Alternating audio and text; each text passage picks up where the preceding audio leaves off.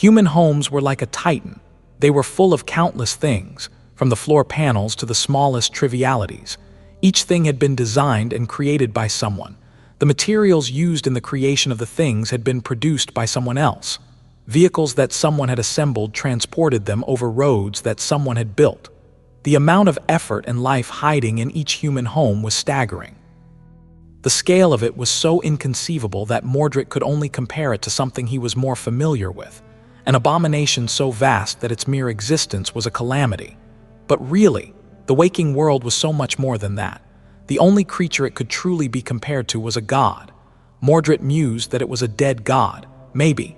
Humans were like ants, but he could easily imagine them as carrion worms wriggling as they feasted on a divine corpse.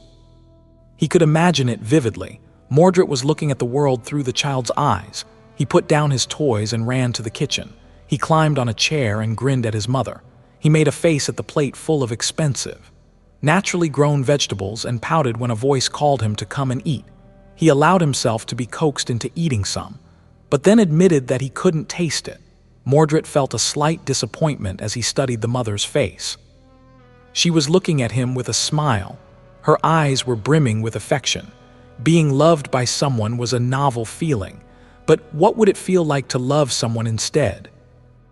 Curious, Mordret thought about taking the mother's body and caring for the kid. Would it feel rewarding? Would it feel burdensome? Would it feel nice? There was an easy way to find out. However, Mordret stifled his curiosity and remained still as the kid chewed on the vegetables. The mother idly listened to the news. There was a propaganda report on the screen, with a dignified male voice delivering a report. With the 2nd Evacuation Army en route to the southern quadrant, the heroic warriors of the 1st Evacuation Army are continuing to consolidate their forces on the continent.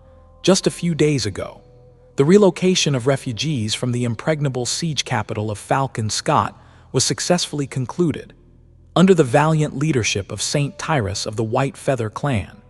The casualties among the rank and file of the army were minimal.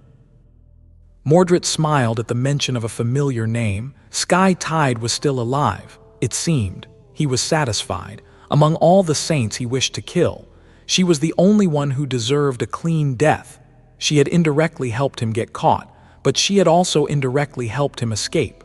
So, maybe I won't have to kill her at all. For the next few days, Mordret lived the life of a human child. He experienced the heat of summer, the warmth of being cared for by a loving mother, the delight of playing with friends, and the excitement of learning letters with a tutor. It was all fun, but he quickly grew bored.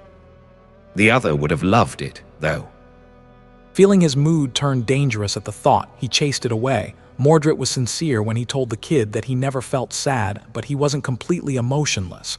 There were things he could feel: satisfaction, contentment, pleasure, anger, resentment, contempt, and hatred, of course. And although he hated his traitorous father and Asterion, he hated the other the most. No sense in thinking about it. He focused his attention back on the present. The kid he dwelled within was rather stupid, as expected from a child. The child only saw the mother's smile, but Mordret saw what was hidden behind it: worry, fatigue, loneliness, fear. After a few days of idle observation, he left the child and hid within the mother's eyes. Life wasn't all warmth and joy from her perspective. She put on a brave face when she was with her son, but when left alone, the woman allowed herself to be weak and scared. The city was in turmoil. Everything was changing. The distant war was already affecting the daily lives of the citizens. Her friends, her neighbors, her family, everyone was tense, as if waiting for a storm. Many people had left with the 1st Evacuation Army. Even more enlisted and sailed away with the 2nd, and now there was talk of even people from her immediate circle being pulled into the whirlwind of the distant cataclysm. The woman wasn't a low-ranking citizen. Her status was special, and so she knew better than to believe the propaganda. Mordret observed, absorbing her point of view. On one sunny morning, the woman received a call. Her face brightened as she brought the communicator to her ear. "Yes, I see. That's wonderful news. How long before that soon?" "Yes, I understand. He's doing great. He misses you, of course. Don't worry, I'll explain. We are very proud of you. Can I come see you?" "That's wonderful, yes, I'll be there." After finishing the call, the woman lowered her hands and remained motionless for a few moments. Her lips trembled, then she took a deep breath and put a calm expression on her face. The woman got ready, putting much more effort than usual into looking nice. Her already unmistakable beauty bloomed even more after putting on her favorite dress. She smiled at herself in the mirror and left the apartment. Of course, Mordret, who was looking at the world through her eyes, did the same. How sweet. Instead of using public transportation, they summoned an expensive PTV and traveled to an even more luxurious and well-defended part of the city. There, at the very heart of Northern Quadrant siege capital, a vast complex that resembled a hybrid between an embassy and a fortress lay, large enough to be considered a district of its own. The woman exited the PTV and approached the security checkpoint. There, an awakened warrior wearing particular colors, black and vermilion, stopped her with a polite gesture. She smiled. "Good morning, I am here to see my husband. If you're enjoying this little tale, take a moment to like the episode. It helps the story find more ears." The woman had no trouble passing the security checkpoint. Just like that, Mordret entered the stronghold of the great and powerful Clan Valor, his birthplace. It felt fascinating to come back here. Mordret didn't exactly consider this place his home, but he remembered it well, not from when he had lived here during early childhood, but from the time he spent here right after coming back from the Dream Realm. He had been 12, or was it 13? And already an awakened, reaching Bastion first, and then coming to this beautiful place. Everything in the waking world had felt soft, but his return wasn't at all like he had imagined. As memories flashed in his mind, Mordret felt a dark, suffocating emotion rise from the depths of his soul. Now isn't the time. Infiltrating the stronghold was already a risk. He couldn't allow himself to act rashly. His family were no fools. They had safeguards in place to detect him, and it had taken a lot of effort to make this moment possible. If there was one thing Mordret was good at, it was remaining cold and calculating. So, no matter how much he wanted to let go, he had to hold himself back. These people weren't his enemies anyway. They were just servants. The masters were safely hidden away behind much more impenetrable defenses. The child and the woman he had been observing for the past couple of weeks weren't random people. Of course, they were the son and the wife of an awakened retainer of the great Clan Valor. Usually, a family like that would have resided within the fortress itself. But with the warrior spending most of his time in the Dream Realm, the woman wanted to live closer to her family. That was a vulnerability which Mordret had planned to exploit, and now he was inside the complex. Hiding in the woman's eyes as she hurried to meet her husband, she seemed to be familiar with the compound, easily navigating between the multitude of buildings, training grounds, and parks. The stronghold was perfectly maintained, picturesque and tranquil, at least on the surface. Behind the beautiful facade, however, hid explosive tension. The great Clan Valor was preparing for war. The woman didn't seem worried about that. All she worried about was her husband. Mordret was touched. Love for her child, love for her partner. She's just full of affection, without a second thought. How peculiar.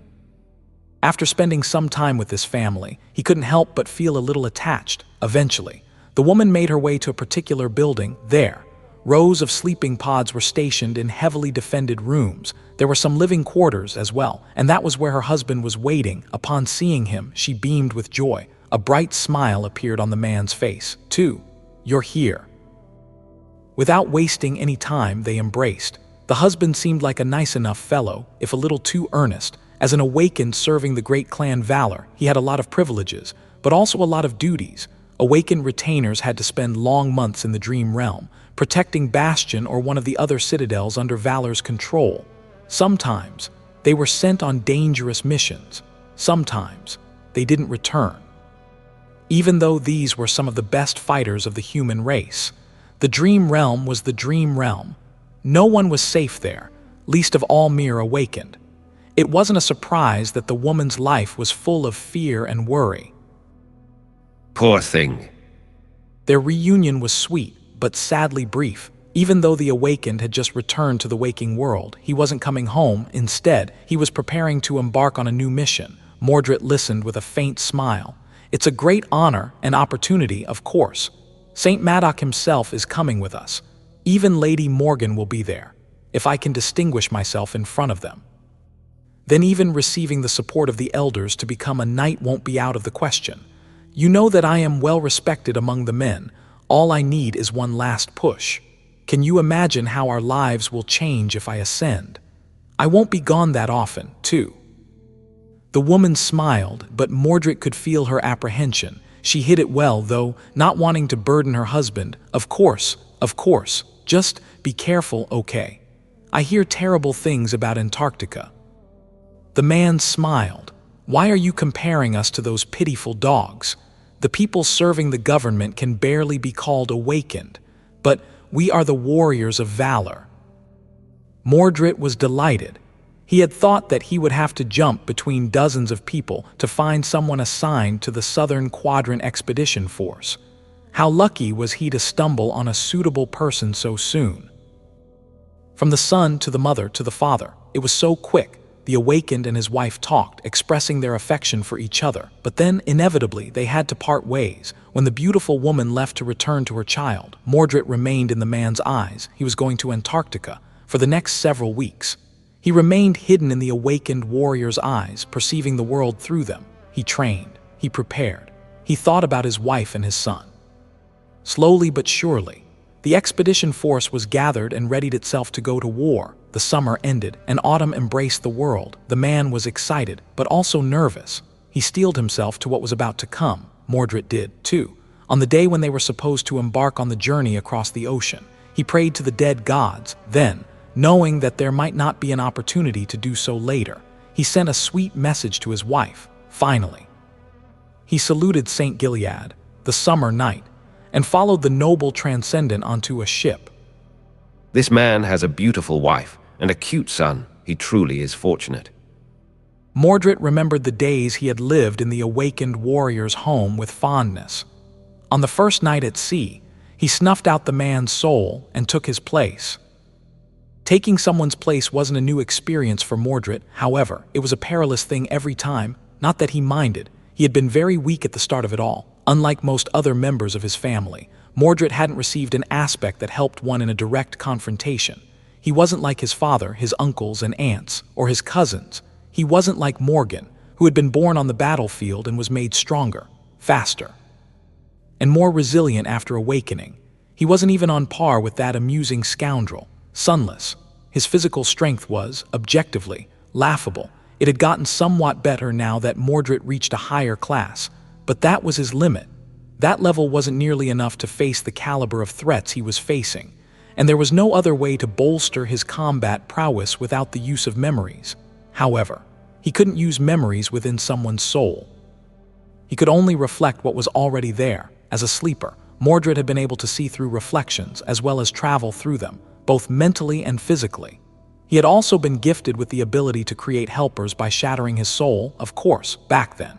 Gaining a new soul core to create a reflection hadn't been easy. Mirror Beastie, was his first creation. Human children had imaginary friends, but Mordret had Beastie instead. For a lonely child who had grown up in the dream realm, having a companion, even if it was a mindless, dormant beast at first, was meaningful beyond words. His mirror beast was gone now, though that was another thing his family had to pay for in any case. Things had changed after he awakened by anchoring himself to a citadel. Mordret had received his second ability, which made people wary of him. Among other things, that was because he could enter their souls through their eyes and destroy them. The problem was that he had to defeat the soul first. During a soul battle, Mordret could rely only on his own prowess and on reflecting the power of the soul he was invading. Defeat meant death, even for him, just like he had almost perished when trying to take the body of Sunless. What a thrilling memory that was. Mordret's aspect was of no help in a battle, while the awakened whose souls he invaded generally possessed a great mastery of their aspects and tools. He, on the other hand, had no experience using them, so, to win and survive, Mordret had to gain a better understanding of the enemy's power than the enemy possessed, usually in a matter of seconds. It was like giving a novice a sharp sword and sending them into a duel to the death against a veteran swordsman who had been honing their skill for many years. The corrupted souls of nightmare creatures were even more deadly, albeit for other reasons. So, How did he win? By being better, by being smarter, by having greater skill, by possessing a deeper understanding of combat, by breaking and manipulating his opponent, dismantling their confidence, and turning their strengths against them. There was no trick to it, just will. It wasn't easy, and yet Mordret hadn't perished yet, and it was also fun. The best way to win a soul battle, however, was to prepare. If he created an opportunity to study the enemy in advance, to learn the details and intricacies of their aspect, then he didn't have to enter a soul battle blindly. It was even better if he had managed to shake the enemy, making their soul weaker. So, taking the body of the awakened warrior after boarding the ship hadn't been too hard. Mordred had been looking at the world through his eyes for weeks. After all, he even knew the names and faces of his wife and son. Actually, he might have known those two better than the man himself did. That's better. Looking at the face of the man in the mirror, Mordred smiled. Then he erased that smile and replaced it with another, much more earnest and bright one. That was how the man had smiled. Mordred effortlessly changed his posture, his facial expression, the glint in his eyes, the subtle tension in his shoulders. His whole presence changed, becoming indistinguishable from how the dead man had held himself, looking into the mirror with that new smile on his face.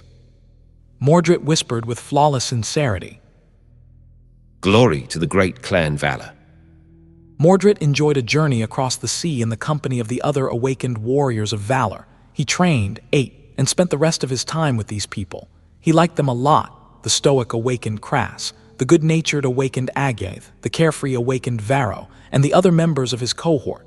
The sense of camaraderie they shared was curious and delightful. The respect and admiration they felt toward the man whose body Mordred was wearing was refreshing, too. It made him feel a bit of responsibility for these people, which was a novel experience. Even St. Gilead wasn't unpleasant to be around. I wonder how things are going in the southern quadrant. By now, the emissaries of Song had already arrived there. Sacian's bloodbag, Bast, must have already begun producing the mirrors. There was no real point to those mirrors, of course.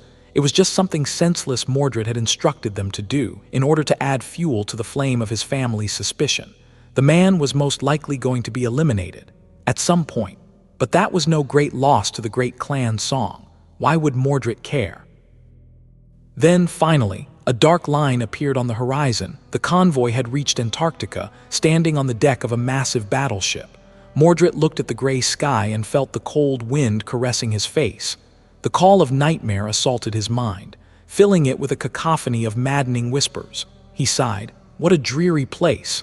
As he contemplated the view in front of him, a familiar voice called out, "Warren, get ready, we are docking in half an hour." Turning around, he looked at his comrades and smiled. Don't be foolish, Agath. A warrior of valor is always ready. There was a furious battle. Saints and titans clashed, making the ground shake and the sky shatter. A boundless horde of nightmare creatures flowed like a sea of darkness, assaulting the formation of human soldiers. A massive tortoise echo towered above the battlefield, with a stone fort standing on its impregnable shell. Mordred fought in the battle, limited to the power level of an awakened. He drowned in the tide of abominations, slaying one after another as he protected the lives of his fellow warriors. Thanks to his swift sword, none of the members of his cohort fell. They were victorious. After the battle, awash in the blood of nightmare creatures, his companions looked at him with triumphant glee. Warren, gods, I almost lost my arm if it wasn't for you. We showed them, didn't we? I thought I would die there for a moment. Mordred looked at them and shook his head. Get a grip and act with decorum worthy of the warriors of valor, especially you, Varro. Lady Morgan and Saint Madoc are with us. Of course, we won. He returned to the temporary camp with the rest of the Valor awakened, washed the grime of the battle off himself, and attended to his duties. There was a lot to be done. At some point, Mordred found himself ascending the carapace of the Tortoise Echo to deliver an important message to his commanders. A beautiful young woman with black hair and vermilion eyes appeared to guide him through the wards. He stood a little straighter at the sight of her. It was Morgan, of course. His sister, his uncle, was also there, as domineering and dangerous as he remembered. Is there news, Squire Warren?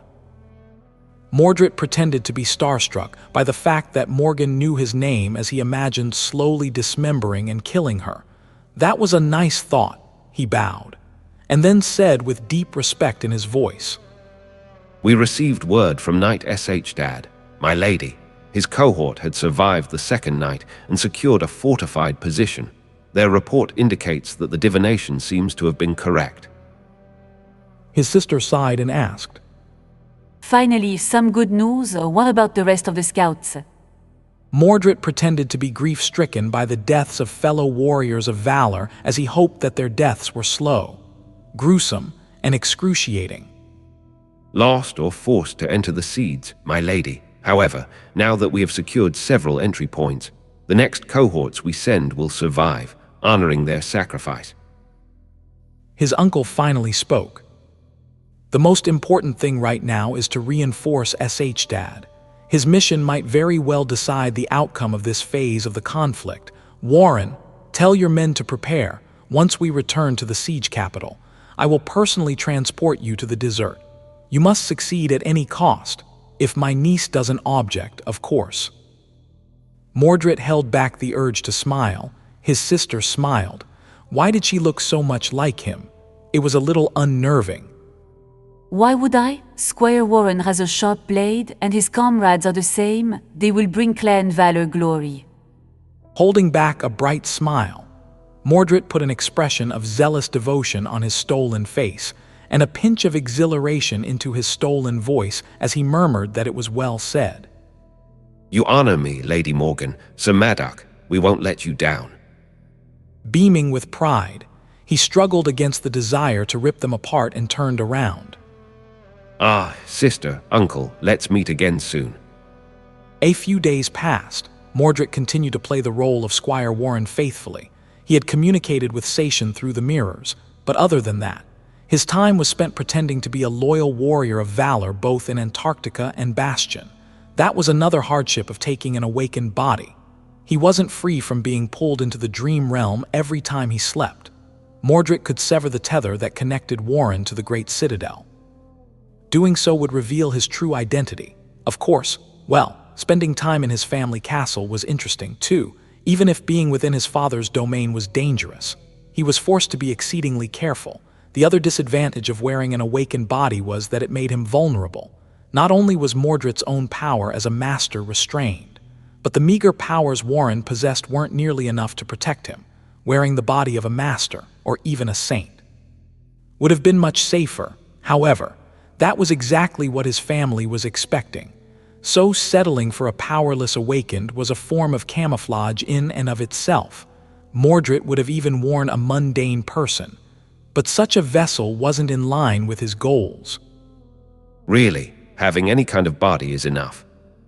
He reluctantly remembered the long years he had spent as a disembodied reflection while walking to a particular APC.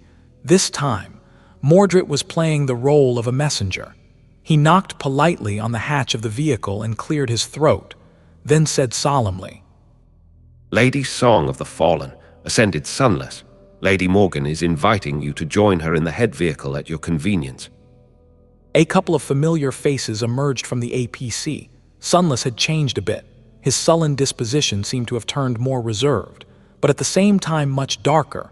Mordret had to hold himself back from smiling. That guy, even though Mordret had tried to kill him on several occasions, the devious little waif somehow managed to survive. Sunless had even ruined his painstakingly prepared and arduously realized plans in the nightmare. Nevertheless, Mordret was strangely fond of the prickly shadow. Sunless was such an interesting fellow, and a divine aspect holder, no less. Although Mordret really wanted to rip the young man apart because of what had happened in the Ivory City, he also felt reluctant to. Sunless was a bystander in the crimes of the domains, after all, the second person, though Mordret's eyes grew slightly cold when he saw the beautiful oracle, and he whispered, "That one." Song of the Fallen stood on the side of valor, but more than that, she was problematic. If Mordret had known what a nuisance she would become when first sensing her presence in the Night Temple, he would have made more of an effort to eliminate the oracle a few months later, when she returned to the Citadel with Sunless.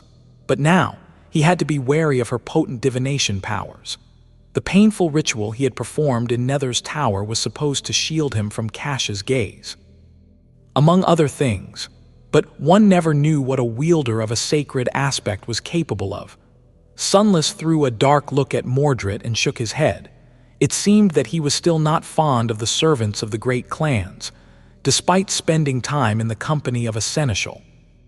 Good for you, Sunless. Stay that way.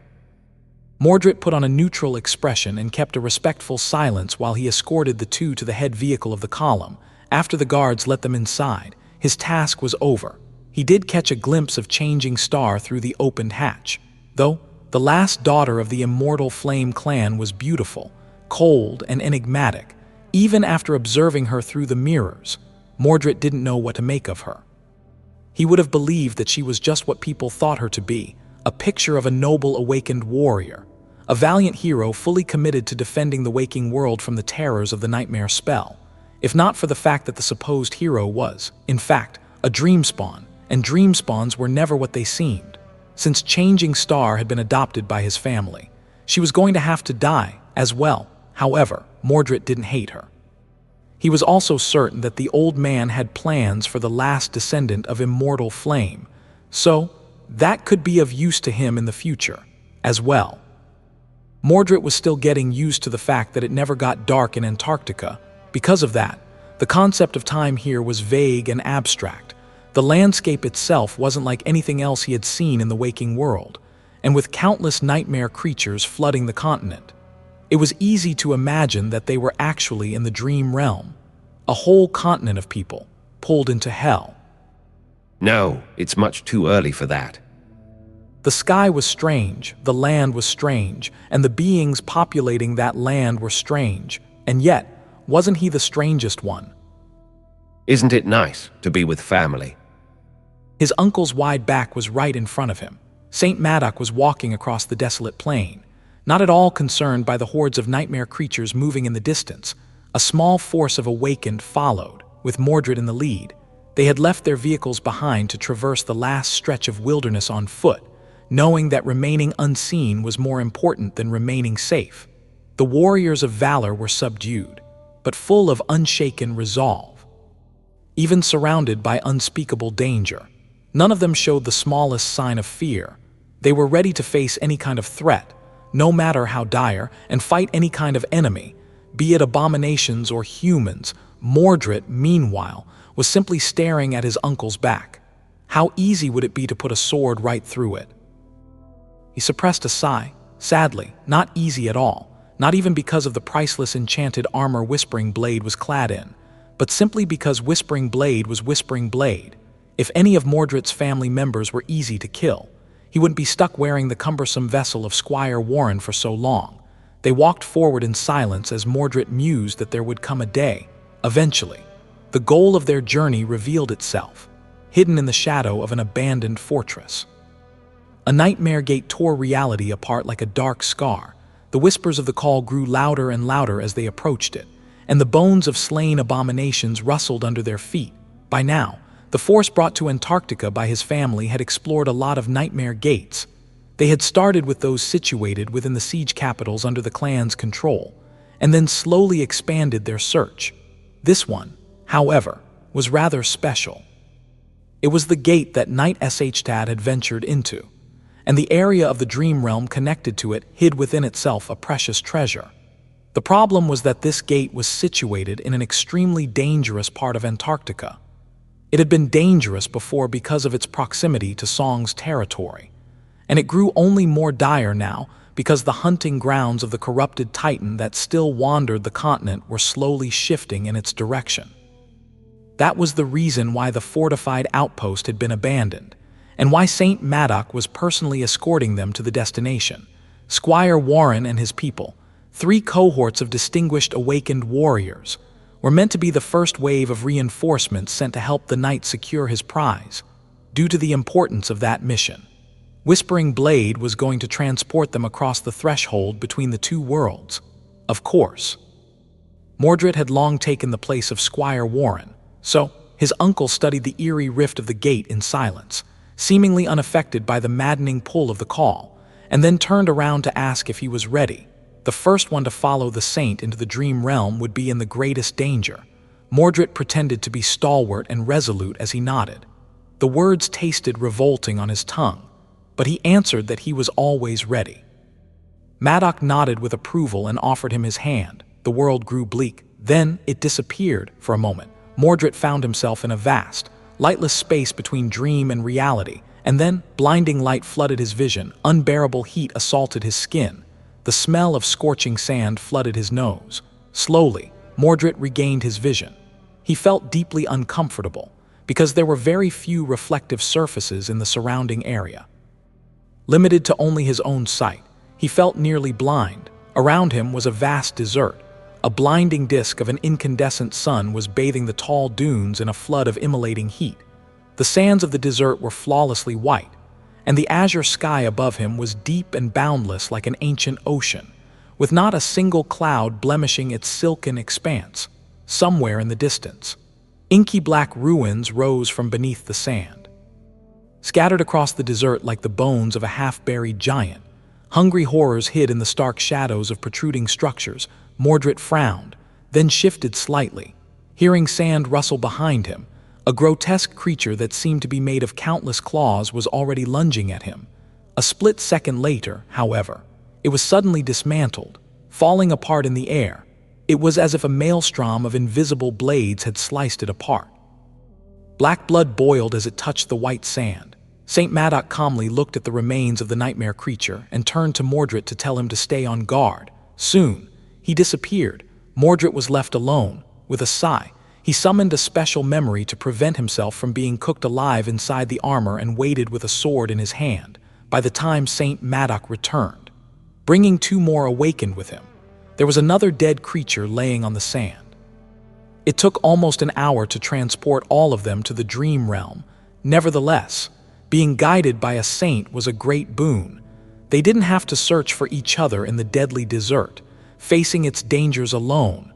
Who knew how many would have survived if not for St. Maddock? Finally, the last warrior of valor appeared under the ruthless sun of the desert. Whispering Blade turned to Warren and sighed. "This is where I leave you, Squire. You'll have to rendezvous with Knight Shtad on your own." Mordret pretended to be hesitant. Saint Maddock, my lord, wouldn't it be more prudent for you to join us? His uncle shook his head. "I am too easily tracked in this cursed land. Coming with you would only increase the chances of the Queen of Worms learning about Shtad's mission. Don't worry, if you perform your duty well, I'll join you soon. By then, it would be too late for Song to intervene." Mordret bowed, deciding that he was in a great mood. A few minutes later, St. Maddock was gone. The awakened were left alone in the unholy desert. He looked at his companions and gave them a reassuring smile. Hold fast, men. We need to proceed to the first marker without delay. If we fail to reach it before nightfall, may gods have mercy on our souls. Of course, the gods were long dead. Some might have died on this exact battlefield. In fact, so there was no mercy to be found in either of the two worlds. During the day, the desert was like hell. The small, ruthless sun bathed the pristine white world in suffocating heat, making the awakened feel as if their bodies and minds were slowly being dissolved into the blinding white radiance. Mundane humans wouldn't have lasted even a single day in this scorching inferno, but even the experienced awakened warriors were struggling to persevere, if not for the fact that they had come prepared. The soldiers of valor shivered despite the unbearable heat when imagining how agonizing such a journey would have been. The government soldiers pulled into this hell by the call never stood a chance. After all, the probability of them possessing memories to mitigate the heat and create unlimited reserves of water was slim, not to mention other dangers. Most importantly, they wouldn't have had a map. The rough map created by the scouts of the great clan was, without a doubt, the most vital distinction between Warren's squad and those poor fools, because, while the desert was like hell during the day, it was infinitely more harrowing during the night. The heat retreated, replaced by murderous cold, and the dead soldiers of the ancient armies that had once clashed in this land rose from the sand to continue their eternal battle. This had been one of the last battlefields in the world-ending war between the demons and the gods. considering who had fought and fallen here. Even the cursed remains of the ancient soldiers were too dreadful for mere mortals to face. If there was one mercy in the White Desert, it was that these accursed remnants were too powerful to enter the waking world through the lesser nightmare gates. Of course, there were countless other nightmare creatures populating the White Dunes. As well, these abominations weren't restricted to only moving at night, and even though they preferred to stick to the shadows, Mordret and his companions had to fight more than a few horrors as they traveled across the desert. The heat, the blinding light, the constant danger of being attacked by swarms of frenzied nightmare creatures. Mordret found it all irritating. Mordret pierced the body of a swift abomination with his sword, then bashed it with his shield, throwing the creature back and off his blade. Sweat was rolling down his face, and his helmet felt as hot as an oven. Even the charm he was using to keep himself cool seemed to be struggling, despite the fact that it was hungrily devouring more and more essence. By his side, someone swayed and fell to their knees. Mordret moved, shielding the awakened warrior from a lunging nightmare creature. With its momentum broken, others attacked from the sides, bringing the beast down. He reached down and helped the awakened stand up. Arg, curses, I am sorry, Warren, the heat got to me. Mordret shook his head. At ease, Crass. Breathe. Drink some water. This was the last of them. The other warriors had already finished off the remains of the swarm. All of them seemed tired, their eyes grim. Vero's usually carefree voice sounded strained and muddled as he asked Warren if they could rest. Mordret smiled behind the visor of his helmet. There's no time. We'll all be dead if we don't reach the destination before sunfall. Don't look so discouraged. Agath, today is the last day. We are almost there. Indeed, they had almost reached the rendezvous point with the forces of Knight Shtad. They traveled from one shelter to another following the map that the Ascended had created, hiding in them during the night and enduring the merciless desert during the day. But now, they were drawing close to the end of this journey. Mordret shook the blood off his sword and hung his shield on his back using a leather strap. Come on, men. We have already been held back by these vermin long enough. Quicken your steps. The veteran elites followed him without hesitation.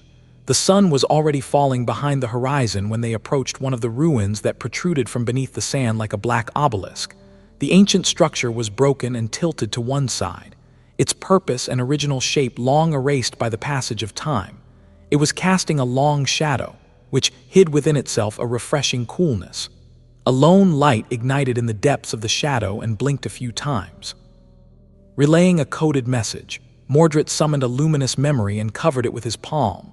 Answering, after that, they proceed toward the ruin. A tall figure was standing near the collapsed wall, clad in heavy armor of black steel, even surrounded by the scorching heat of the hellish desert. The man seemed intrepid and composed. His weathered face was calm and cold. Knight Shtad was as fearsome as his reputation. There was a heavy halberd resting on his shoulder, and a pile of horribly disfigured abomination corpses strewn across the blood-soaked sand around him. Mordret bowed, pretending to be tired. Sir Shtad, it's good to see you. The Knight of Valor studied them for a few moments and then nodded. It's good to see you too, Warren. Come, the night is approaching. He led them deeper into the ruin, where a fissure in the obsidian stones opened a path to the interior of the ancient structure.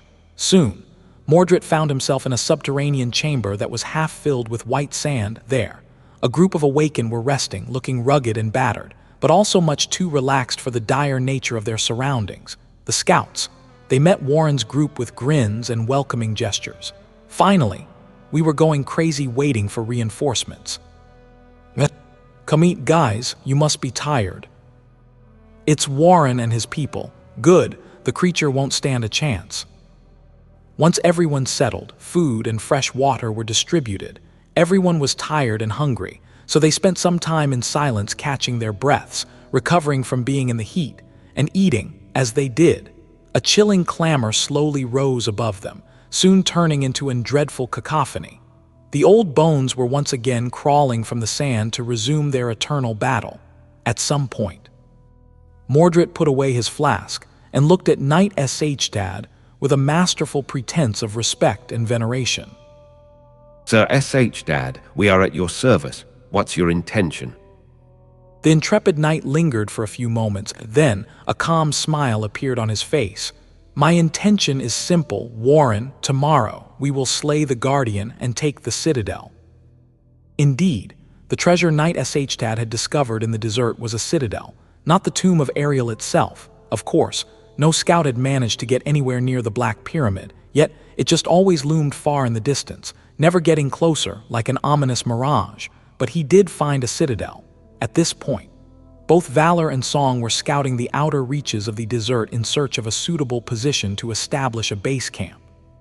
Once they found one, numerous soldiers would be brought there through the corresponding nightmare gates, and the expeditions toward the pyramid would be launched. However, a citadel had the potential to drastically change the balance of power between the two great clans in their pursuit of the demon's tomb. The clan that possessed one would hold an overwhelming advantage. The clan that didn't would fall behind before the race even started. A citadel wasn't only better fortified and safer than a makeshift stronghold. Connected to the waking world by a gateway, it would make it much easier to ferry awakened into the dream realm, transport supplies, and establish logistical chains. Some regions of the dream realm held only one citadel, while some held many. At this point, it was unknown if Knight Shtad's discovery was the only citadel in the White Desert, except for the tomb of Ariel itself. But even if Song were to eventually discover a second one, the delay would put them at a great disadvantage. So, needless to say, taking the citadel was of paramount importance. However, it was guarded by a fearsome nightmare creature. More than that, even though Valor put a lot of effort into keeping Shtad's prize a secret, there was no guarantee that Song wouldn't try to take it by force eventually. So, Warren and his people were dispatched into the desert as the first wave of reinforcements. Their task was to assist the fearsome knight in conquering the citadel and lay the groundwork for the arrival of further forces. Of course, there was a problem with that plan. The fact that an insidious creature had long taken the place of Squire Warren and came to the desert in his place. Valor. Mordret let out a fierce battle cry as he led his people into the tide of nightmare creatures. The citadel was right in front of them. It wasn't a fortress, nor was it a pyramid built of black stone. In fact, it wasn't a man-made structure at all. Instead, it was a gargantuan black skull that towered above the white dunes, staring at the azure sky with the dark pits of its empty eye sockets. There were 3 of them, 2 where a human's eyes would be, and the third one above them, right in the middle of the skull's vast forehead. Each of the empty eye sockets was the side of a stadium, and currently, a flood of revolting nightmare creatures was flowing out of them onto the white sand, roaring such stupid things as to hold fast. Mordret plunged into the mass of abominations. His sword rose and fell, cutting them down, and his shield rang under a barrage of attacks. He felt slightly frustrated by the need to hold himself back, and sighed at how tedious it was. As a retainer of the great Clan Valor, Warren had been at the pinnacle of what awakened warriors strive to be, and yet, to Mordret, that level of skill was dull and suffocating. Limiting himself to such a mediocre level of mastery was harder than surviving in the tide of nightmare creatures. He endured the frustrating limitations and fought, struggling to keep his body intact. Sadly, Warren had been a heroic type as well. So to play his role faithfully, Mordret had to act accordingly. He didn't hesitate to put himself in danger's way to protect his soldiers, risking life and limb to make sure that all of his companions survived. Stay strong, Varro. I gaze back. Lean on me, Crass. His companions seemed empowered with him by their side. It was strange. Mordret was leading soldiers of Valor into battle, all of them connected by a shared sense of duty, belonging, and devotion. They spilled the blood of nightmare creatures and fought with valiant resolve, refusing to give ground. Wasn't that what he was supposed to become? If things had been different, wasn't leading the brave warriors of Valor the fate that had been stolen from him? Mordret mused that it was such irony. After an eternity of blood and agonizing heat, the battle was over. The nightmare creatures were dead. The tyrant that had made the citadel its lair had been slain by Knight Shtad himself. The awakened, both those brought to the desert by Mordret and those that belonged to Shtad's personal elite unit, were mostly alive and victorious. They had won. Now, all they had to do was reap the spoils of their triumph. crowd of mighty awakened warriors cleaned their blades and dove into the cool darkness of the ancient skull. They carefully made their way to the heart of the citadel, where, in a vast chamber of black bone, the gateway awaited to be activated. Knight Shtad was the first to see it. Bright sunlight spilled through a jagged crack in the chamber's roof and thrust into the bone floor. A gargantuan arrowhead of lustrous steel shone with reflected radiance. A triumphant smile appeared on the knight's face. Turning around, he placed his heavy hand on Mordret's shoulder. "You did well, Warren, glory and valor." Mordret smiled pleasantly. Everything was going according to plan. Now, his task was simple: remain in the good graces of Sir Shtad, anchor himself to the gateway, return to the waking world, and inform Clan Song about the location of the citadel. Then, when Valor properly established themselves here and concentrated their forces in one place, he would help Sation and the rest stage an unexpected attack and rip the citadel from his clan's hands while decimating its defenders. However, that was Clan Song's plan. Mordret, on the other hand, had his own designs. In his opinion, the emissaries of the Queen of Worms had allowed themselves to commit a grave sin. They had grown arrogant, drunk on the succession of easy victories and their outward superiority in terms of numbers. They had foolishly come to underestimate his family. Wasn't it the epitome of being misguided? To look down on the descendants of war while waging one? Sation and Beastmaster might have been blinded by the feeling of complacency his sister had so masterfully lured them into. But Mordret knew better. It didn't matter who had reaped a few victories at the start. All that mattered was who would be left standing at the finish. Clan Song seemed to be holding an advantage for now. But the walls of the trap were already closing in around them.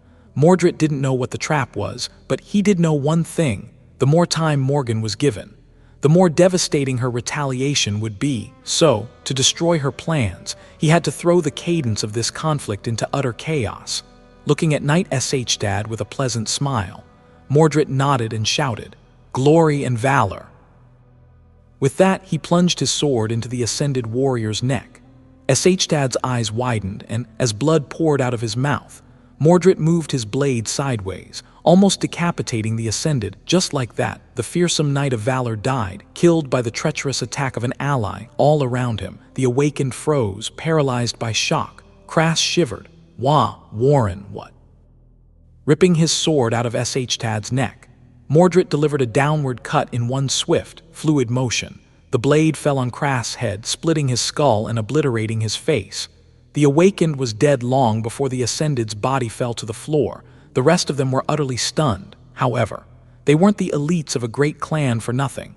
Despite the harrowing wrongness of what had happened, his companions, who were the closest ones to the bloody scene, reacted just a split second later. Both Varro and Agath moved, raising their swords to attack their friend and commander, who had seemingly gone mad. Mordret tried to parry both strikes, but failed. Varro's sword pierced his throat, pushing Warren down. The petrified awakened stared at his dead eyes and screamed, "How can Beastmaster, that witch? She must have forced him." Behind him, Agath remained silent for a moment, looking down. Her body trembled slightly. Varro turned around, staring at his comrade with crazed eyes. Agath raised her head and glanced at him with a pleasant smile. "Really? Now, must you compare me to that terrible woman?" Her rapier shot forward. Soon, the gargantuan black skull was filled with screams, terror, and the stench of human blood. The nightmare creatures were dead. The awakened were dead, too. Only Mordret remained. Sunny stared at the silhouette of a departing battleship. Deep in thought, October was now behind them, and November was in full bloom. Well, not that many things ever bloomed in Antarctica. It was still summer here. The day never ended, and although the weather was chilly, it couldn't even be called cold. The evacuation continued at a steady pace. Hundreds of millions of refugees had already been carried across the ocean, and millions more were leaving every week. Situation on the continent was dire, but also strangely manageable. The chain of nightmare was escalating without end. There were more nightmare gates, more abominations, more threats and problems that had to be solved, but at the same time, the forces of humanity were also growing stronger. Despite the losses they suffered and the increasing strain on logistics and supplies, They were becoming more steadfast and efficient in dealing with the endless tide of nightmare creatures. Well, it wasn't that surprising, really. The greatest strength of humans was their adaptability. They were masters of absorbing and utilizing information. They learned, at the start of the Antarctica campaign, the evacuation army had been thrust into a new and seemingly impossible situation. Faced with an unprecedented cataclysm, they suffered bitter defeats. And yet, they endured. Then, slowly, they learned how to deal with the enemy better. Their tactics and strategy improved. Their well of knowledge about the types of abominations coming through the gates grew deeper. The inexperienced soldiers became grizzled veterans. It helped that there were countless soul shards to be harvested. As well, although Sunny was somewhat sad that the price of the shards on the global marker was going to plummet, cutting off one of the major revenue streams for the brilliant Emporium, he was also glad, by now. Most awakened soldiers of the evacuation army had ample chances to saturate their soul cores, thus vastly elevating their power. Something like that had probably never happened in history, at least not on that scale. There were plenty of memories and echoes to go around. 2. There were also more and more sleepers who had survived their first nightmares. There were so many, in fact, that the approaching winter solstice would most likely become a breaking point in the entire campaign. In a matter of weeks after that fateful day, the number of awakened in the evacuation army was going to tremendously swell, perhaps even double. In the meantime, though, in one of the 3 defensive sections of East Antarctica, government forces were stubbornly holding against the endless assaults of nightmare creatures under the leadership of Wake of Ruin. Effie and Kai were doing great for themselves. The Wolves and the Night Singers, as well as their commanders, were known as the hammer and anvil of the evacuation army by now. Their fame and reputation were growing with each passing day, even though each victory was made a little bitter by the casualties that the 2 companies suffered. In the second defensive section, Clan Song was quietly creating one miracle after another. Strangely enough, it was Seishin's name that was mentioned most often. The 3 saints might have had overwhelming battle power, but Seishin seemed to be the one actually managing the war effort. Jet periodically updated Sunny on what was happening in Song's territory, so while he didn't know all the details, he at least knew that the situation there was mostly under control. And then there was the 3rd defensive section, the one where the great Clan Valor and Sunny himself were located. Things were manageable here, too. Morgan and Nephis had become like 2 goddesses for the refugees crammed into the siege capitals. Their fame had outshone even that of the saints, 2 beautiful sisters, one wisely leading the soldiers from the back, the other never leaving the front lines. It was a compelling image. While forces of valor were strong enough to resist most attacks, it was Changing Star and her fire keepers that were always sent into the most dire and important battles. For now, they hadn't failed to secure a victory once. Their numbers had diminished a lot since their arrival to the southern quadrant, but not because of casualties. Instead, several cohorts of the fire keepers had already ventured into the seeds, aiming to become ascended, unknown to most people. There was also a 3rd pillar to the success of the Valor contingent, Cassie, while no one except for a select few knew of the importance of her role. The quiet oracle was indispensable in building the strategy of the defending forces. Her ability to gather and swiftly analyze information from a multitude of scattered sources, keen mind, and supernatural intuition were tools that allowed Morgan to drastically increase the efficiency and effectiveness of her command. Meanwhile, the House of Night was doing its part, as well, from rare messages sent by Neve. Sunny knew that the naval convoys traversing the oceans had faced many difficulties. There had been several tragedies, but overall, more and more refugees were reaching safety in the other 3 quadrants, so the situation was dire. But things seemed to be going fine in Antarctica. Of course, Sunny knew that it was only a facade behind that facade. The bloody feud between Valor and Song was growing more and more violent, threatening to spill into utter disaster. The forward scouts of both great clans were hunting each other in the dream realm. Out here in the waking world, there were more and more ambushes and attempts at sabotage. Powerful awakened warriors were killed by other humans, instead of nightmare creatures. Most of it happened far away from the siege capitals, for now, and yet, Sunny had been pretty busy in the past few weeks. It was hard to do the things he wanted to do while remaining unnoticed, but he managed with the help of shadow step and shadow manifestation. Somehow, he could traverse great distances swiftly at night while riding Nightmare.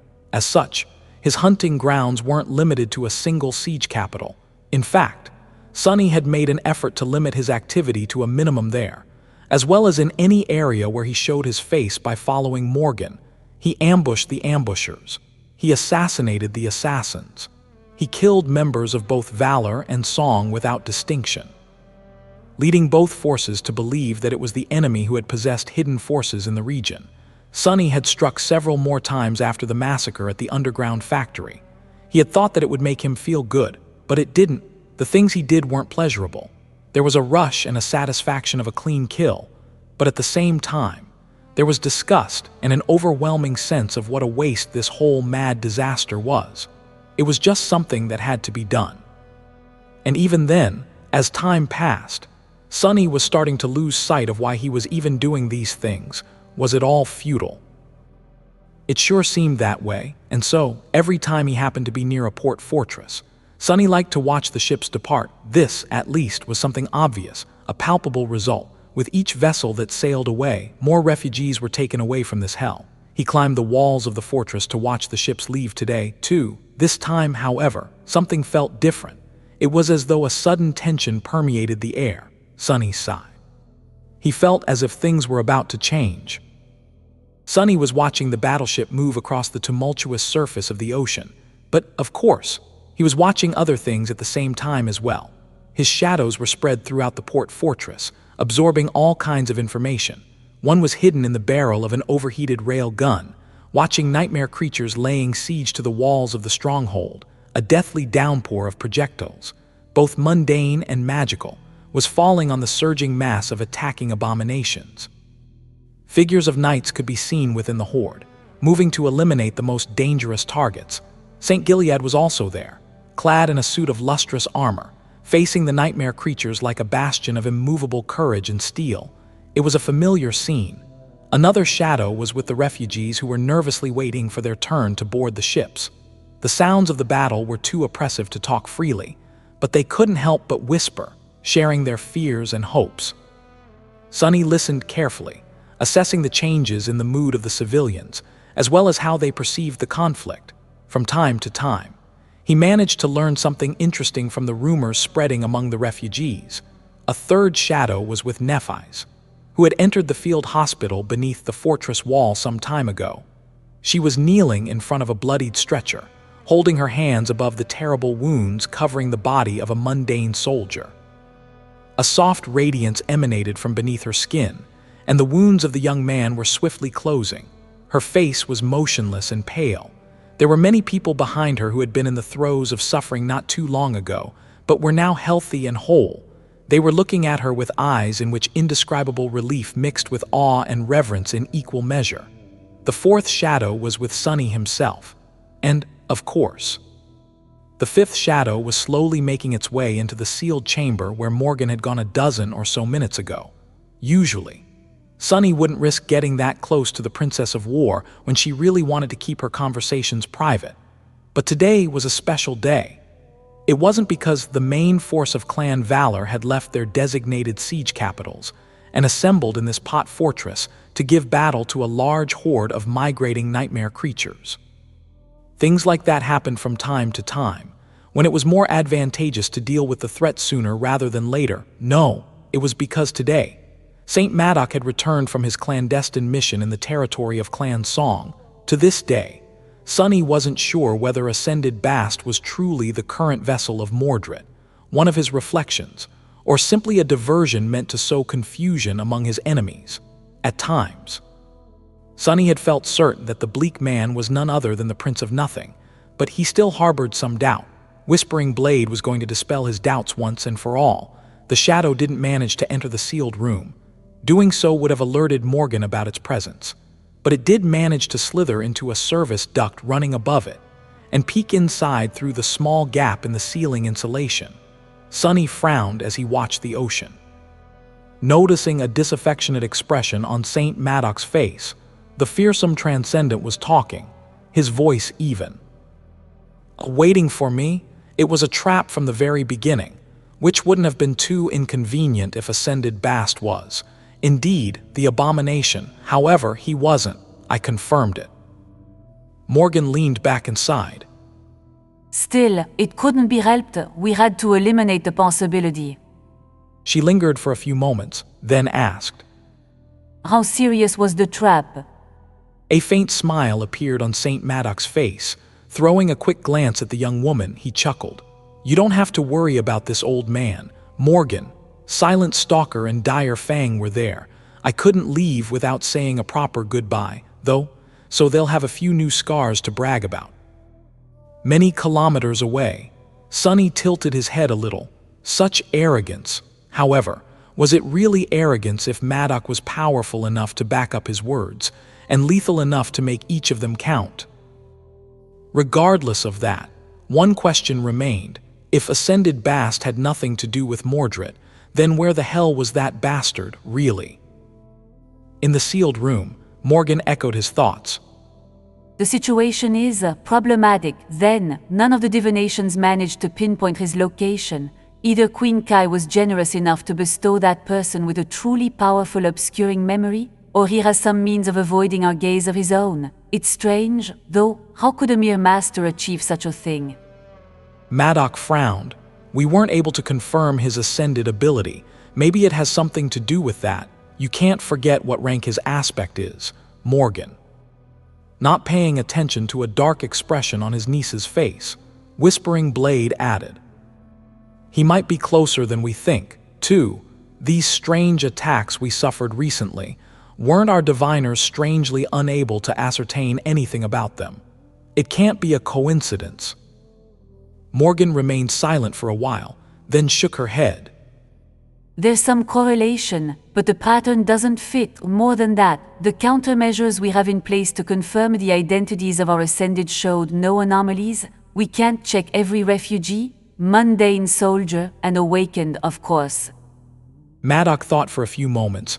What about that government brute, Ascended Sunless? A slight smile appeared on Morgan's face. Who do you take me for? He was the first one I checked. We have studied him thoroughly after the Night Temple incident. As well, Ascended Sunless is certainly not ordinary. His SS designation, service record, and age should attest to that, but he's definitely himself, and not that abomination's vessel. Sonny frowned. Valor seemed to possess some kind of tool capable of determining whether one was possessed by Mordret or not, even if its function seemed to be limited to a small number of people. Nevertheless, he had been one of the people they checked. When the hell had that happened? He hadn't even noticed anything. Back in the sealed room, Morgan frowned. So where is the creature hiding? At that moment, the door suddenly opened and someone walked inside. Both Morgan and Madoc looked at the newcomer with surprise. Kasha, how bold of you to come here without invitation. The Princess of War smiled dangerously. At the same time, Madoc raised an eyebrow. You'd better have a good explanation for this interruption, young lady. Cassie lingered for a few moments, appearing somewhat nervous. Then, she said in a tense voice, There's a message for you. I think you should come outside. Now this is interesting. Sonny was stealthily making his way to the isolated inner courtyard of the port fortress. His shadows were on the move. Too, the one who had been observing the battle against the horde of nightmare creatures was flying across the battered surface of the wall, not paying any attention to the flashes of firing armaments. The one who had been hiding among the refugees had left them behind, approaching the courtyard from the other direction. The one that had been spying on Morgan hid itself within Cassie's shadow, and the one that had been following Nephi's remained within hers. Currently, all of them were converging on a single point. In the middle of the courtyard, surrounded by a wide ring of empty space, a long figure stood as numerous soldiers and awakened aimed their weapons at it. Intricate armor of black steel, a beautiful face framed by curls of raven black hair, and vivid, vibrant vermilion eyes. It was Morgan. Sonny stared and whispered, "Don't tell me." As the real Morgan emerged from the gates of the stronghold in the company of Madoc and Cassie, the soldiers that were aiming at the invader looked at her with wide eyes. They must have realized that the creature standing in front of them wasn't the real Princess of War. And yet, seeing the two identical young women stare at each other was an eerie experience. The real Morgan gritted her teeth in contempt. The reflection perfectly mirrored her expression, and that was what the lone figure was. A creature created by Mordret from a piece of his soul, similar to how he had created the mirror beast. The real Morgan's hand rested on the hilt of her sword, but the reflection was holding a black lacquered box in it. Instead, despite the hundreds of rifles and enchanted weapons aimed at the mirror creature, it seemed perfectly calm. Nephis entered the courtyard and stopped, looking at the bizarre scene with a reserved expression. Sunny had appeared from the shadows, too, keeping out of sight as he observed the situation and wondered what the crazy bastard was doing. His gaze slid across the faces of everyone gathered in the courtyard, the mundane soldiers and awakened retainers of valor, a few knights, Nephis, Cassie, Maddock. Was Mordret among them right now, somewhere, enjoying their reactions? As the reflection tilted its head a little, the real Morgan snarled. How dare you wear that face, you vile thing? Her face was a mask of revulsion and fury. This time, the mirror creature failed to reflect her expression. Instead, it smiled pleasantly, then bowed and gently placed the lacquered box on the ground. Then, the reflection opened its mouth and spoke, its voice indistinguishable from that of Morgan. A present for my dear sister. Then its smile widened a little. Come sooner, I missed you a lot. Before Maddock could stop Morgan, she suddenly disappeared from where she had stood. Her speed was too great for the mundane soldiers and the awakened warriors to trace with their naked eyes, but Sunny saw it, a black and red blur that cut across the courtyard, approaching the reflection with the speed of a bullet. He knew better than most how terribly dangerous these creatures were, so Sunny expected to see a tremendously destructive fight. He even prepared to retreat, but to his surprise, the dire battle never happened. It wasn't because Morgan revealed one of her hidden trump cards, and neither was it because Maddock intervened. Instead, it was simply because the reflection didn't even try to defend itself. It just stood there, smiling pleasantly, as Morgan's sword pierced the breastplate of the black armor and exited from the creature's back. Slowly, a net of thin cracks appeared on the skin of the reflection. Morgan's eyes widened slightly as she watched the perfect copy of her face slowly crumble into a rain of glass shards, which then disappeared without a trace in a flash of silver light. Just like that, one of Mordret's reflections was destroyed. Nevertheless, Sunny's frown only deepened. So, he wanted to deliver a message. What message could it be? Without a doubt, the ability of the reflection to appear in the very heart of one of Valor's strongholds without anyone noticing was a message in and of itself. It was as if Mordret was mocking his family, pointing out that no amount of guards and protections could save them from his wrath. Forcing Morgan to watch herself be destroyed was a message. 2. Mordret was hinting that this was her inevitable future. And of course, the actual message was the black lacquered box and the words the reflection had spoken. A present for my dear sister. Come soon, I missed you a lot. All of it was one immaculate provocation. However, just what was inside the box. Sunny watched. Morgan sheathed her sword with a dark expression and looked down. Maddock slowly approached, looking at the box with wariness. Cassie and Nephis got closer, too. Cassie's voice sounded tense as she asked if there could be something dangerous inside. Morgan glanced at her silently, and then leaned forward to pick up the box. It was as if she was trying to show that there was nothing that Mordret could do that she would be afraid of. Without hesitating, she opened the box and looked inside. Morgan's impression subtly changed. The insides of the box were upholstered in red silk, and on that silk rested a human skull. The skull was covered in soot to appear black, and there was a rough hole made in its forehead, as if to resemble a third eye. There was a long moment of silence, and then Whispering Blade suddenly thrust his hands into the box and picked up the morbid gift that Mordret had left behind. His face was strangely grim, as Maddock studied the skull. Morgan looked at him with a silent question, asking what it was. The saint gritted his teeth. Then, he gently placed the skull back on the red silk and said, "It's Shtad. It's Shtad's head." Our colleagues from Ravenheart are mobilizing their forces. They seem pretty angry. Our colleagues from Ravenheart are mobilizing their forces. They seem pretty angry. He stared at the screen of the communicator for a few moments, frowning. What? Why would Clan Song be preparing to make a big move in a hurry if the death of Knight Shtad was a part of their plan? And why would they be angry? Unless, of course, what Mordret had done wasn't something they expected, or even went directly against their machinations. Sunny's eyes narrowed slightly. Don't tell me. Had Beastmaster, perhaps, received something like that black lacquered box as well? What the hell is that madman doing? Feeling an ominous premonition, Sunny deactivated the communicator and hastened his steps. He was walking across the inner courtyard where the confrontation between Morgan and the Reflection had happened not too long ago, heading toward the main keep. His shadows were already inside. They were trying to get closer to Morgan, Maddock, Nephis, and Sir Gilead, who had all gathered for an emergency meeting after the discovery of Shtad's skull. Taking a considerable risk, he eventually managed to gain access to their conversation and learn a few more things about what Mordret's message really meant. Sunny's frown deepened. Black Skull Citadel. So, the scouts sent into the Nightmare Desert by Valor had managed to discover a working gateway somewhere in its depths. The clan in possession of a citadel would gain a staggering advantage in the task of reaching the tomb of Ariel. So Morgan and Maddock had put a lot of effort into keeping that information secret.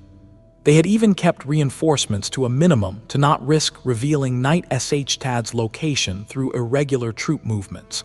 And yet, Mordret had somehow managed to not only learn of the clandestine mission, but also intercept and slaughter the force tasked with capturing the citadel, including the powerful master in charge of it, which would logically mean that the Black Skull had fallen into Song's hands. However, it hadn't. That much was apparent from the fact that Song was mobilizing their forces in a great hurry. If Sunny knew of it, then Morgan surely knew as well. So, if neither Valor nor Song controlled the citadel, then who the hell did? The answer was obvious. It was Mordret alone, which might as well have meant that the Black Skull Citadel was currently empty, no matter how powerful the Prince of Nothing was. A single master was like an ant when compared to the might of a great clan. Even with a divine aspect in his reflections, Mordret was incapable of keeping what he had stolen. Even though he was holding the key to the Nightmare Desert in his hands, he wasn't strong enough to defend it. So, by delivering Shtad's skull to Morgan, he had painted a target on his back. The true meaning of his message was, "Come and get me." and if Sunny knew anything about Mordret, then the message sent to Song would have been like so. Come before they get me. Basically, from the moment the Prince of Nothing revealed that he had usurped the Black Skull, the two great clans were in a race to take it from him first. But why had he done it? There was a pace and cadence to the conflict between Valor and Song. It was a complicated dance that followed a subtle but ruthless logic. Awakened, masters, and even saints were like game pieces, by moving pieces around the board, advancing and retreating. Both sides were delivering small wounds to the enemy and trying to maneuver into an advantageous position.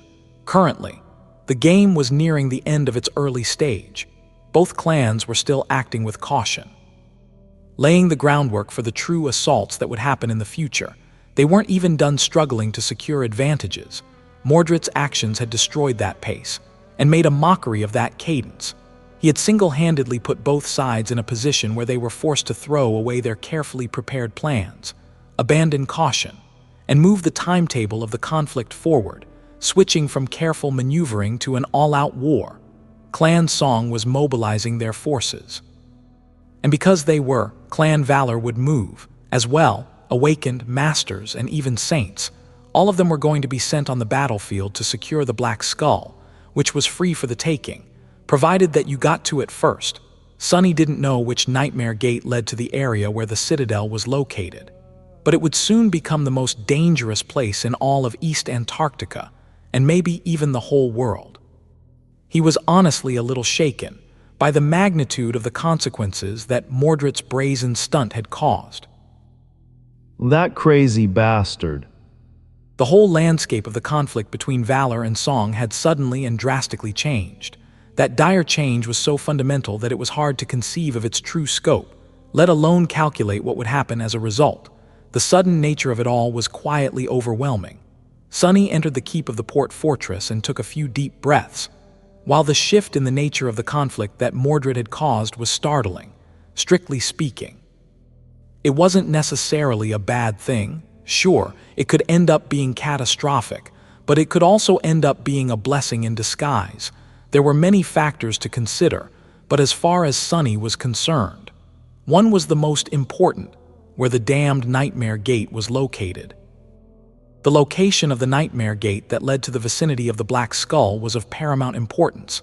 Currently, no one except for Mordret was anchored to the gateway of the Citadel, so that Nightmare Gate was still the only feasible way to reach it, if it was located in the wilderness of East Antarctica. The battle between the two great clans was going to happen far away from the siege capitals and the civilian population, if it was inside a city, though. Think rationally. Sunny walked through the corridors of the fortress as he analyzed the situation. If the Nightmare Gate was located inside a siege capital, then there wasn't much he could do. The lives of countless civilians would be put in mortal danger, or maybe even snuffed out directly.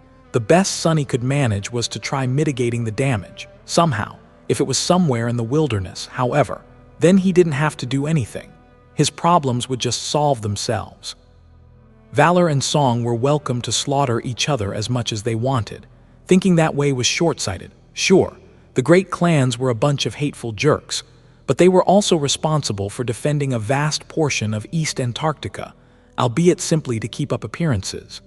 Their power was especially important when dealing with high-value targets like Titans, since 6 out of the 7 saints present on the continent belonged to the domains. What would happen if all of them just went and killed each other? Nothing good. Nothing good. Countless refugees had already been evacuated, but millions more remained. If only the evacuation army had been given a few more months, enough for the Legion of Sleepers to undergo awakening, things would have been different. But Mordret, the damned lunatic, had made that impossible, so the power of the great clans was still too important. Sunny felt sick to his stomach. He was deeply unhappy about the fact that, while the great clans were odious, they were also needed. They were like a necessary evil. Thinking that way made him feel dirty. It felt like he was making compromises. Was that how Wake of Ruin and the rest of the government felt? Forget about it, so what the hell do I do? It seemed that, thanks to Mordret, a bloody and destructive all-out battle between the forces of Valor and Song was now both close and inevitable. They could entirely obliterate each other, which would be the worst outcome, since there would be no one left to continue defending the refugees from the myriads of nightmare creatures roaming the continent. Therefore, there was only one way for him to achieve the best outcome, if there was no way to prevent the battle. He had to do everything in his power to help one side achieve victory, and not any kind of victory. At that, a Pyrrhic one would be no different from mutual destruction. Only an overwhelming victory would minimize the losses of one of the sides, thus leaving enough fighters alive to make a difference in the evacuation effort. Sunny suddenly froze, growing even more pale than usual. Wait and wait. His eyes widened, his hands trembled, then, slowly, a smile that seemed more than a little mad appeared on his face, through the shadow that was hiding in the sealed strategy room. He looked at someone who stood there, silently listening to what Morgan was saying, a young woman with silver hair and cold gray eyes, clad in an intricate armor of black steel. He looked at Nephise. Sunny slowly exhaled and asked Nephise if that was what she had meant. Was it not exactly what she had told him a lifetime ago, during the opulent ball of the great Clan Valor? That he would follow her not because she had ordered him to, but because he wanted to, with a smile on his face, that their fates were intertwined on that day. Sunny had rejected Nephise and refused to follow her into the embrace of Clan Valor. Instead, he enlisted in the first evacuation army and left for Antarctica. So much had happened since then, and yet, here he was, planning to fight side by side with her under the banner of the great Clan Valor, helping them in their sinful war against the great Clan Song, Entirely of his own accord, Sonny reached with one hand and touched his neck, as if checking to see if there was a slave collar on it. He wondered what this bitter feeling was. A hollow laugh escaped from his lips after a few moments. Sonny shook his head and continued on his way. Sure, he felt bitterly reluctant to prove Neff right, but wouldn't it be pathetically childish to throw a tantrum and change his decision just because his pride was hurt? Since when did he have pride anyway? It didn't matter anyway. Since when did he have pride anyway? Whether he liked it or not, making sure that as many civilians as possible survived the chain of nightmares was indeed what he wished for. So, if Sonny had to help Clan Valor battle Clan Song to achieve that goal, that was what he would do. There was the possibility of helping Song defeat Valor instead. Two, as far as he was concerned, one was just as vile as the other, so it made no difference to Sonny which side he would end up supporting. However, he was already integrated into the Valor force to some extent, which was convenient. Nephi's, Cassie, and the Fire Keepers were also here, so going to the other side meant potentially causing their deaths, directly or indirectly. That wasn't something Sonny wanted or was willing to do, which meant that he was stuck with Valor. Of course, it was highly questionable if his involvement would even make a difference, but he had to at least try. He had to try his best. Sonny moved through the port fortress, which was slowly becoming filled with noise. There was a strange smile on his face. He was suddenly sad that the Sin of Solace wasn't there to appreciate the joke. Ain't it funny? The drums of war were booming all across Antarctica. Well, nothing that noticeable was happening, really. The great clans were mobilizing forces with a silent efficiency that was both subtle and frightening. If one didn't know what to look for, they would remain blissfully unaware of the fact that the whole continent would be soon shaken by the fallout of a historic battle. Sonny, however, knew, in the port fortress, the thunder of the cannonade had grown silent. The horde of nightmare creatures had been dealt with, and the tired soldiers were descending from the walls. Instead of going to rest, however, they were quietly listening to new orders and starting to prepare for an immediate departure. The mundane soldiers were checking their equipment with calm, businesslike expressions. The awakened, who would usually not dismiss their enchanted armor in the field, strangely wore simple uniforms, knowing how dire the near future promised to be. They wanted to give all their memories a chance to be fully repaired. The administrative personnel were frantically working to rearrange logistical chains and prepare the force for a sudden expedition. There were many signs like that. They were especially apparent when one compared the behavior of the Valor soldiers with that of the evacuation army staff. The latter were tiredly celebrating the victory, while the former seemed more focused than when they had been battling the abominations. The Nightmare Gate doesn't seem to be located inside of a siege capital. Sonny found a calm and dark corner within the keep of the fortress and leaned on the wall. He had managed to determine the nature of the area where the entrance to the Black Skull Citadel was located by spying on the Valor administrative staff. Any large-scale movement of military forces involved a certain amount of logistical work, and one could infer many things from these preparations, from the looks of it. Clan Valor was preparing to venture into the wilderness of East Antarctica. The distance they had to traverse also didn't seem to be small, so that put some of Sonny's worries to rest. Still, there was a lot to consider. Sonny knew what the great clans would do and what he himself had to do, however. What would the government's response be? As someone with the title of a special government envoy, he should be receiving a call soon, and indeed, not a few minutes later, his communicator lit up because of an incoming transmission. Sonny summoned the Bone Singer, enveloped his surroundings in silence, and answered. The sharp face of Saint Kor appeared on the holographic screen, soon joined by the pleasant visage of Soul Reaper Jet. The gaunt Transcendent spoke first. I'll assume that both of you are already familiar with the situation. What I want to know is what caused this mess. His grating voice sounded calm, but Sonny could feel the angry and tense undertone in it. He briefly glanced at the projection of Jet, then answered. I think I can provide an explanation. Both of them paid rapt attention to his words. Sonny lingered for a few moments, then spoke, choosing his words carefully. It appears that a citadel was discovered in the Nightmare Desert, Clan Valor was the first to find it, but their attempt at capture failed. Now, both clans have an equal chance to come into possession of a crucial advantage. A direct confrontation for access to the Nightmare Gate leading to the Citadel seems inevitable. He paused, and then added evenly that they were going all out as St. Cor's face darkened. Jur nodded and confirmed that he could. Sonny didn't know what the veteran saint was thinking about, but he felt chills even through the holographic projection. Even though Wake of Ruin's expression didn't change much, it felt as though the world itself subtly changed instead, reacting to his wrath, discontent, contempt. Dejection, maybe. The old man grimaced. What immaculate timing. At least he could still be sarcastic. Sonny had to imagine that the two great clans suddenly shifting to active warfare was like a disaster for the government.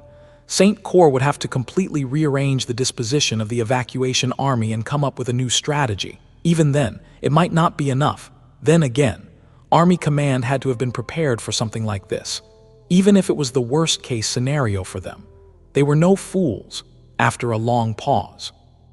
Wake of Ruin shook his head, then looked at Sonny and Jet again. Valor and Song might be arrogant, but they aren't unreasonable. This bloodshed can still be prevented. Maybe. Similar things have happened before. A large-scale battle can be avoided if they agree to hold a duel between two champions instead.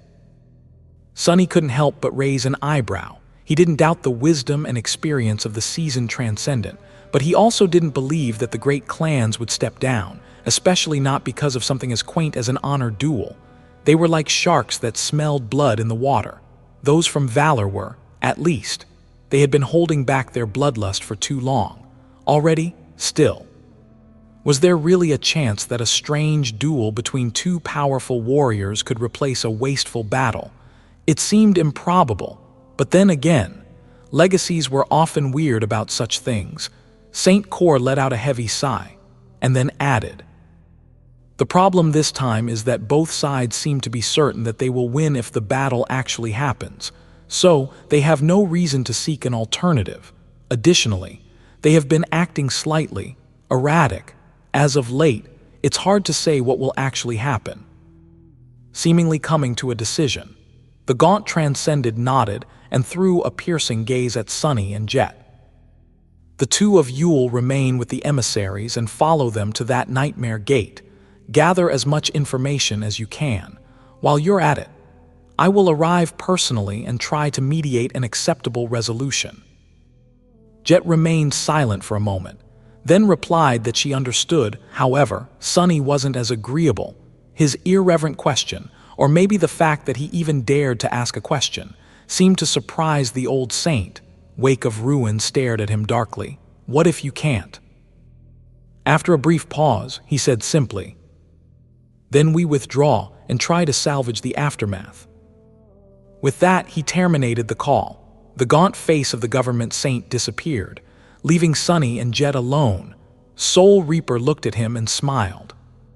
How can she even smile in this situation? My, I know that look. You're thinking about doing something crazy, aren't you? Sonny glanced at her darkly and shrugged. I don't even know what's crazy anymore. Jet chuckled. That's not a good sign at all. He studied her face somberly, then said quietly, If Wake of Ruin fails in his negotiation, Valor and Song will really clash. At that point, the best move would be to support one side against the other in order to preserve as many fighters as possible. Are you ready to make that decision? Soul Reaper's smile grew bleak. The government can't break its neutrality, even if it's beneficial at the moment. The consequences would be catastrophic in the long run. Sonny simply stared at her. I am not asking about the government. I am asking about you.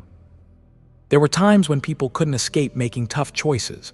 Sonny had long made his, and Jet would have to follow suit, whether she wanted to or not, of course. Doing nothing was also a choice, however. She had always positioned herself as a cog in the government machine, but maybe it was time for Soul Reaper to think for herself. Sonny hoped that she would, at least. Jet lingered for a while before answering. Eventually, she said they would see how it goes, then. Her face disappeared. The screen of the communicator switched off, leaving Sonny in the darkness. He sighed and dismissed the bone singer, then left his temporary shelter. An all-out battles or a duel of two champions. I wonder which one will end up happening. He hoped for the best, but had to prepare for the worst. Although both clans were assembling their armies with urgent haste, it wasn't an easy thing to move a military force across East Antarctica.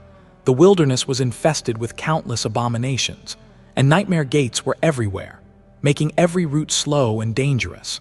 Clan Valor was in a slightly better position because they had coincidentally pulled most of their forces together prior to Mordret's revelation, in order to destroy a migrating horde of nightmare creatures. Still, there were many warriors and assets that had been left behind in the siege capitals, who now had to join the main body of the great clan's contingent. There was Saint Tyrus. For example, the fact that Dire Fang had been able to join Silent Stalker in ambushing Whispering Blade proved that she alone wasn't enough to contain the enemy Transcendent, so there was no point in keeping her in a distant government siege capital. So, Sky Tide had been recalled, and was en route to join the war party. There were other squires and even knights that had to be summoned, as well. So, for the first few days, progress had been slow. Most of the mundane personnel had been left behind, and now only the Awakened were following Morgan toward the fateful Nightmare Gate. Nevertheless, their number was too great to pass unnoticed, and so, skirmishes with nightmare creatures happened almost every hour. Many of these skirmishes threatened to grow into something more serious if not resolved swiftly. In these cases, either Morgan's echoes or one of the saints joined the melee to prevent the small-scale confrontations from becoming dire battles. Sunny wasn't required to participate in them. Of course, actually, he found himself in a somewhat awkward situation. No one had really invited him to join the expedition, and his status was more vague than ever. Officially, he was the government's envoy whose duties concerned the cooperation between Clan Valor and the evacuation army. However, the Great Clan had more or less abandoned the pretense of being in the southern quadrant to help, and was acting against the government's interests. So, what was an envoy supposed to do in that situation? Exactly. Why was he even needed? Sunny didn't have a good explanation, but luckily, no one asked. Whether it was because the warriors of Valor couldn't be bothered or simply didn't care, he didn't know. In any case, they mostly left him alone. In fact, Sunny was basically ignored. Even Morgan seemed to have forgotten about his existence, which wasn't too surprising. She had much bigger issues to worry about than the whereabouts of a neutral government ascended. So, Sunny simply stayed in one of the APCs assigned to the Firekeepers.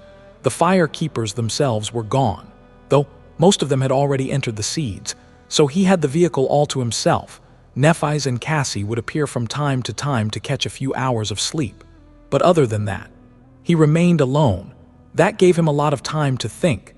Sitting in the pilot's seat and driving the APC across the hellish remains of Antarctica, which looked much more like a piece of the dream realm now than that of the waking world. He somberly considered the past. It was funny, really. Sunny had come to Antarctica to pursue his personal goals, not caring much about anything else. But now, he somehow ended up caring about the mission of the evacuation army enough to disregard his personal interests. He used to mock selfless people, but now, he was ready to do something selfless at a great cost to himself. Was it like that? No, not really. In the end, everything Sunny did was for himself. He wasn't trying to protect the refugees because it was the right thing to do or out of some kind of moral obligation. He was doing it simply because he wanted to. That was his desire. He was just trying to fulfill his own desires. Sunny had wanted to survive at all costs once, but then it wasn't enough anymore. He had wanted to be strong once, but now it wasn't enough anymore. Either he had strength, but what was the point of having strength if he couldn't achieve what he wanted with it? What Sunny really wanted now was to use his strength to shape the world in a way that suited his wishes, shaping reality with strength. That was power. So, was he lusting for power now? Controlling the APC, Sunny frowned. Then what about freedom? That had been his real goal all along. After all, coming to Antarctica was a means to achieve that goal, but instead, he found himself bound to more people, more places, more things. He was more restricted now than he had ever been before. What had restricted him were circumstances beyond his control. Now, he was bound by his own desires. On second thought, it's not that funny. Sunny now understood better than ever why the demon of desire had been one of the most powerful among the demons. Second to none, except for Weaver. But was it really a bad thing? So what if he was compelled by the things he wanted? So what if he was bound to people, ideas, and values? Maybe it wasn't a bad thing, after all, simply because he had chosen these bonds himself. Sunny understood that, and yet, a small part of him rebelled against such thoughts. That part still wanted to be unrestrained and not beholden to anything, to be free. That part had to take a backseat for now, though, because he had to finish what he had started, even if it was futile. Sunny had to do his best to see the evacuation of the citizens of Antarctica through. After that, well, he would see what else there was to do. His dreams seemed more distant than ever, but strangely enough, Sunny found himself calm and determined. His mind was set. Maybe that was the true conviction. The thought made him uncomfortable. The war party had stopped and made camp. Sunny's APC was parked within the defensive perimeter, and he was calmly preparing supper. It seemed strange to be doing something so mundane on the verge of an event that had the potential to alter the course of history. But he was hungry. Hunger was much more powerful than the forces that shaped history. I missed the rhino. The armored vehicle that the fire keepers had used was by no means cheap, but its amenities were rather bare bones. There wasn't even an integrated kitchen, just a few devices for food storage and preparation. Still, he was good at improvising. As Sunny cooked, he mentally went over what he had gained since coming to Antarctica, and what he could use if the worst happened and the two great clans clashed in a bloody battle. Sunny had been a master for many months before the Chain of Nightmares, but he felt that he only came into his ascended powers here. His mastery of shadow manifestation had improved tremendously, both in terms of impact and versatility. He also developed Shadow Shell and Shadow Incarnation, as well as their combination. Both of these abilities were extremely powerful. His practical knowledge of sorcery had grown as well. He was now able to copy more complex enchantments and do it faster. He could even modify them to a degree, even though the realities of the Antarctica campaign had prevented Sunny from spending a lot of time on weaving. His repertoire was much broader than before. There were new powerful memories in his arsenal, including transcendent ones, the Sin of Solace, the Shroud of Graceless Dusk, and others. There was the Mirror of Truth, too. Chances were he would have to use it soon. In terms of raw power, Sunny was now a tyrant. He had 5 cores and 5 shadows, which increased both his physical prowess and essence capacity. Strangely enough, even his essence control had undergone a noticeable improvement. Unable to rely on the Soul Serpent in the dire conditions of the Southern Quadrant, Sunny had been forced to elevate this aspect of his power to an almost flawless efficiency. Then there were his shadows. He had gained a new one, the Ravenous Fiend. Now that imp had feasted on the remains of the Sun Prince. The scrawny goblin was strong enough to be sent into battle. Nightmare was close to both ascension and unlocking his terror ability. Saint had risen both in class and rank, becoming a transcendent devil. That alone was an incredible leap for him. But the sublimation of the mantle of the underworld was perhaps no less important. His new attribute, the marble shell, improved his resilience and combat performance to a remarkable degree. Honestly, having it was almost like possessing a secondary aspect.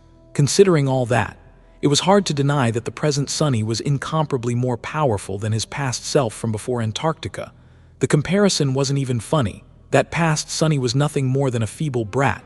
Ironically, Sunny had come to the Southern Quadrant in search of strength, and although he stopped caring about that goal a long time ago, he ended up achieving it nevertheless.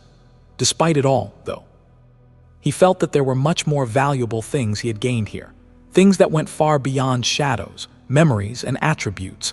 The experience he had gained, the skills he had honed, the lessons he had learned, those were what truly separated him from his past self. Those were what made him truly stronger. From the darkness of the polar night and the desperation of the Antarctic center to the cold expanse of East Antarctica and its many dangers, Sunny had grown and matured. He had gone through countless battles and achieved many improbable victories. There had been harrowing defeats, too. Those had taught him as well, preparing utensils for 3 people. Sonny looked into the distance and sighed. He would be turning 21 in about a month. There had been a time when he wasn't even sure that he would make it that far, but now, here he was. He admitted that he didn't really feel young anymore. Maybe someone like Wake of Ruin would laugh at these words. But Sonny truly felt that way. He had never really gotten a chance to be a child, and now he wasn't a youth anymore, either, as Sonny was pondering the vicissitudes of life. The hatch of the APC opened, and Nephi's came in, soon followed by Cassie. The two had been spending the last few days in endless strategy meetings, so both looked exhausted. The smell of freshly cooked food made both of them relax, noticing the distant expression on Sonny's face. Nephi's tilted her head a little and asked if he was old. Then, "What are you thinking about so seriously?" he flinched, then shook his head and continued setting the table. Nothing serious, I was just thinking that I am too old for this crap. She frowned, then pierced him with a cold gaze. "I am older than you, though." Her meaning was clear. Are you calling me old? Sonny grinned. Yes, forget I said anything. Come Nuna, let's eat. Who knows when we'll get a chance to enjoy a proper meal again. The two gave him strange looks and sat around the small fold-out table, looking down at the dishes he prepared. Well, really, there was just one dish, the everything pot slip that Professor Obel had taught him how to make. Sonny sat down, too, and put a generous serving on his plate. But honestly, you're not even a full year older than me, while Cassie isn't a full year younger than me, so let's speak comfortably. He put a spoonful of the weird slop into his mouth, then smiled at them. Cassie hesitated and cautiously nudged the slop with a spoon. Sonny grinned at the question of what the slop even was. I am glad that you asked. This is an ancient dish that has been passed down from person to person since the dark times. As I was told, it was initially inspired by corpse meat.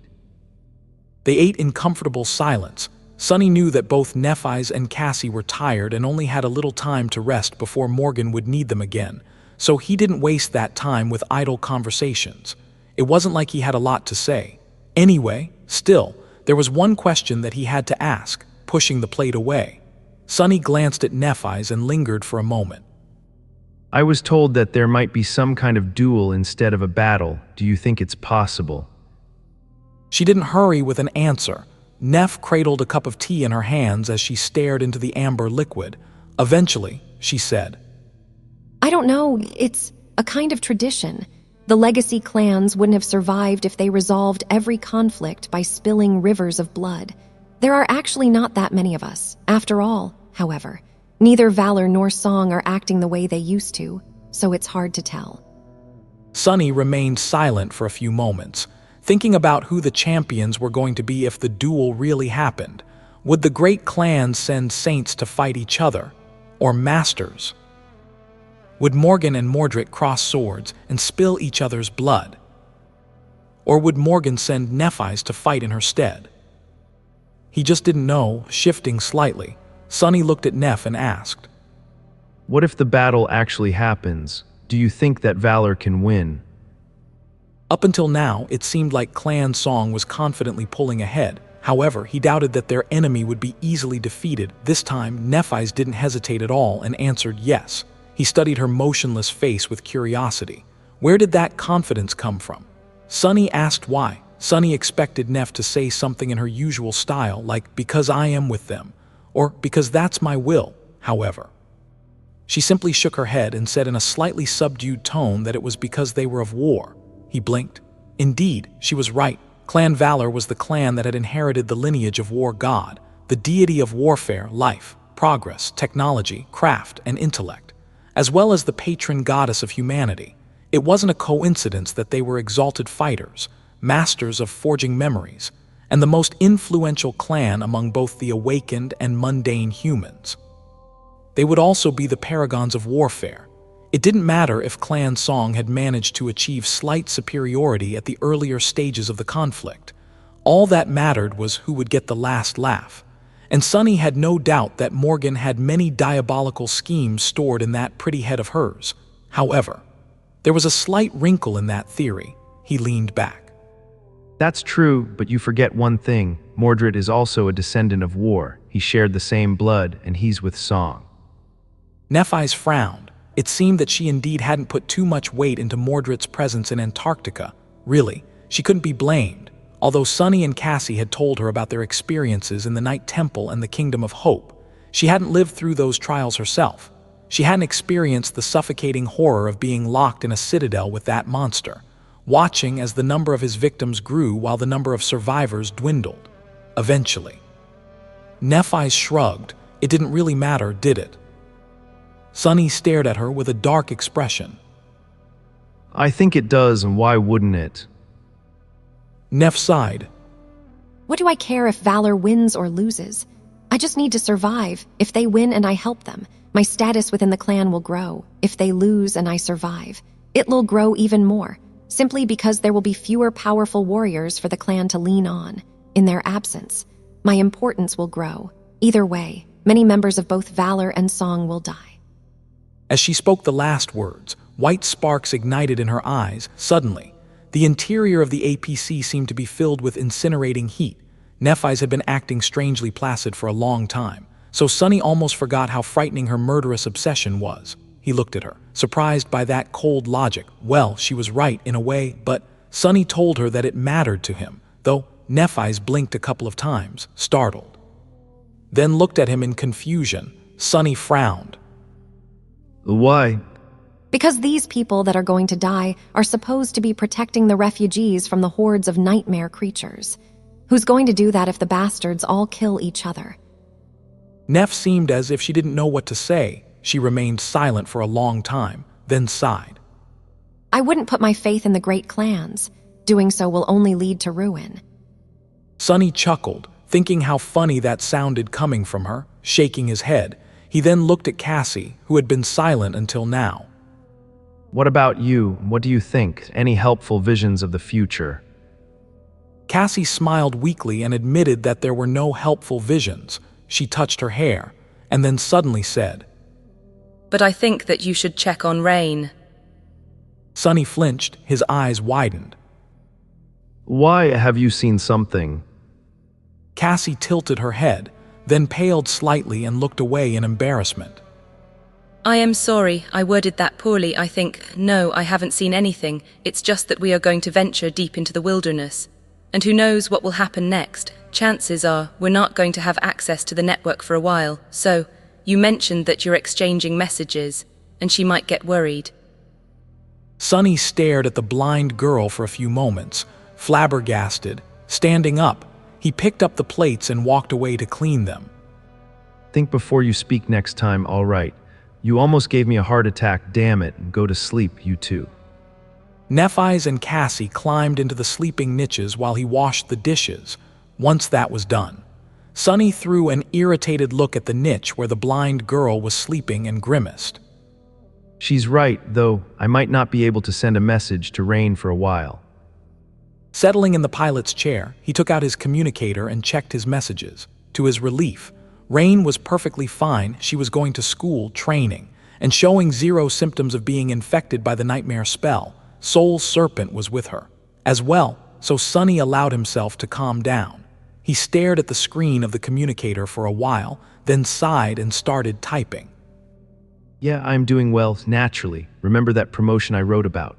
Well, I'm a glorified pencil pusher now. Most of my duties have to do with confirming requisition requests and forwarding letters. Honestly, it's driving me crazy. Scouting the wild expanses of the Southern Quadrant alone was much more fun.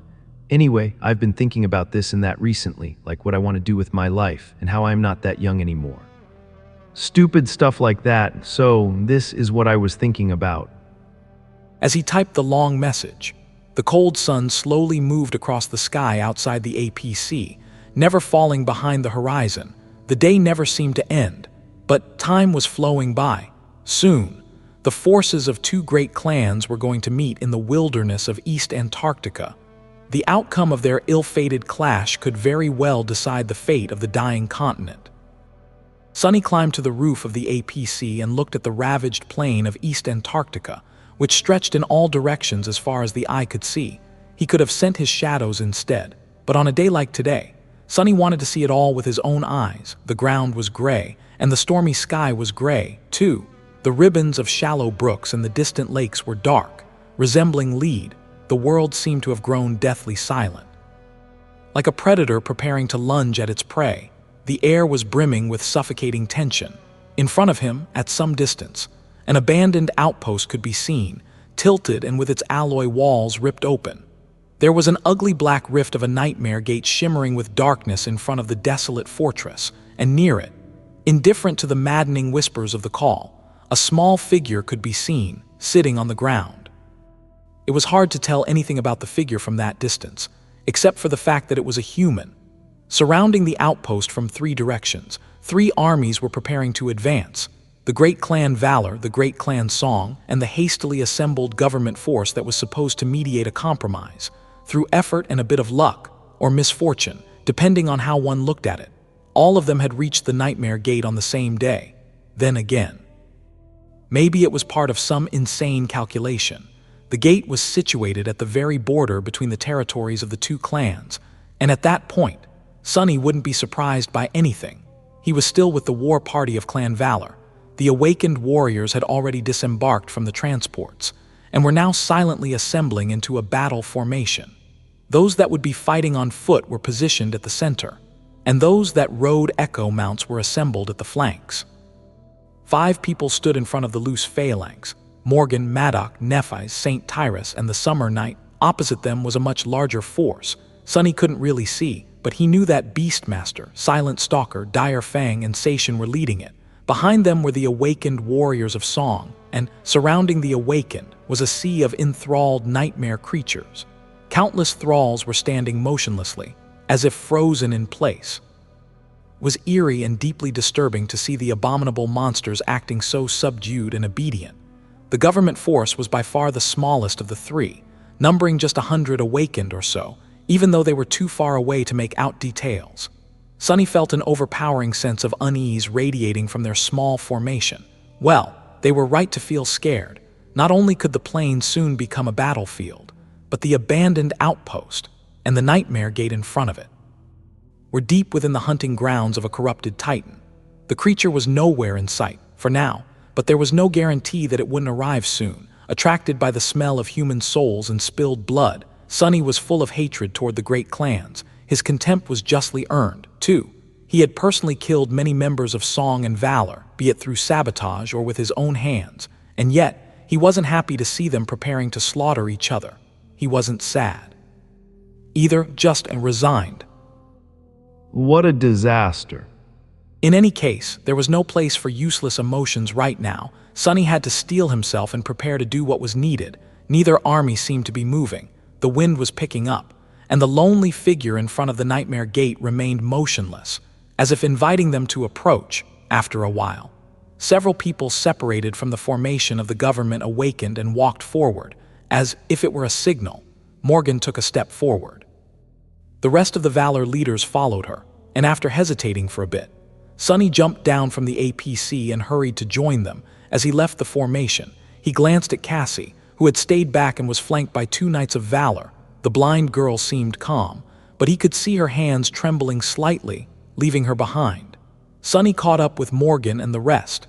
Nephis and Tyrus looked at him with inscrutable expressions. But the princess herself seemed amused by his decision to involve himself in the negotiation. Master Sunless, how nice of you to join us.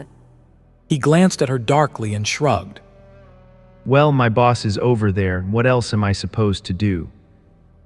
Morgan chuckled, seemingly unbothered by the fact that she and all her people could very well die today. In fact, she looked almost excited.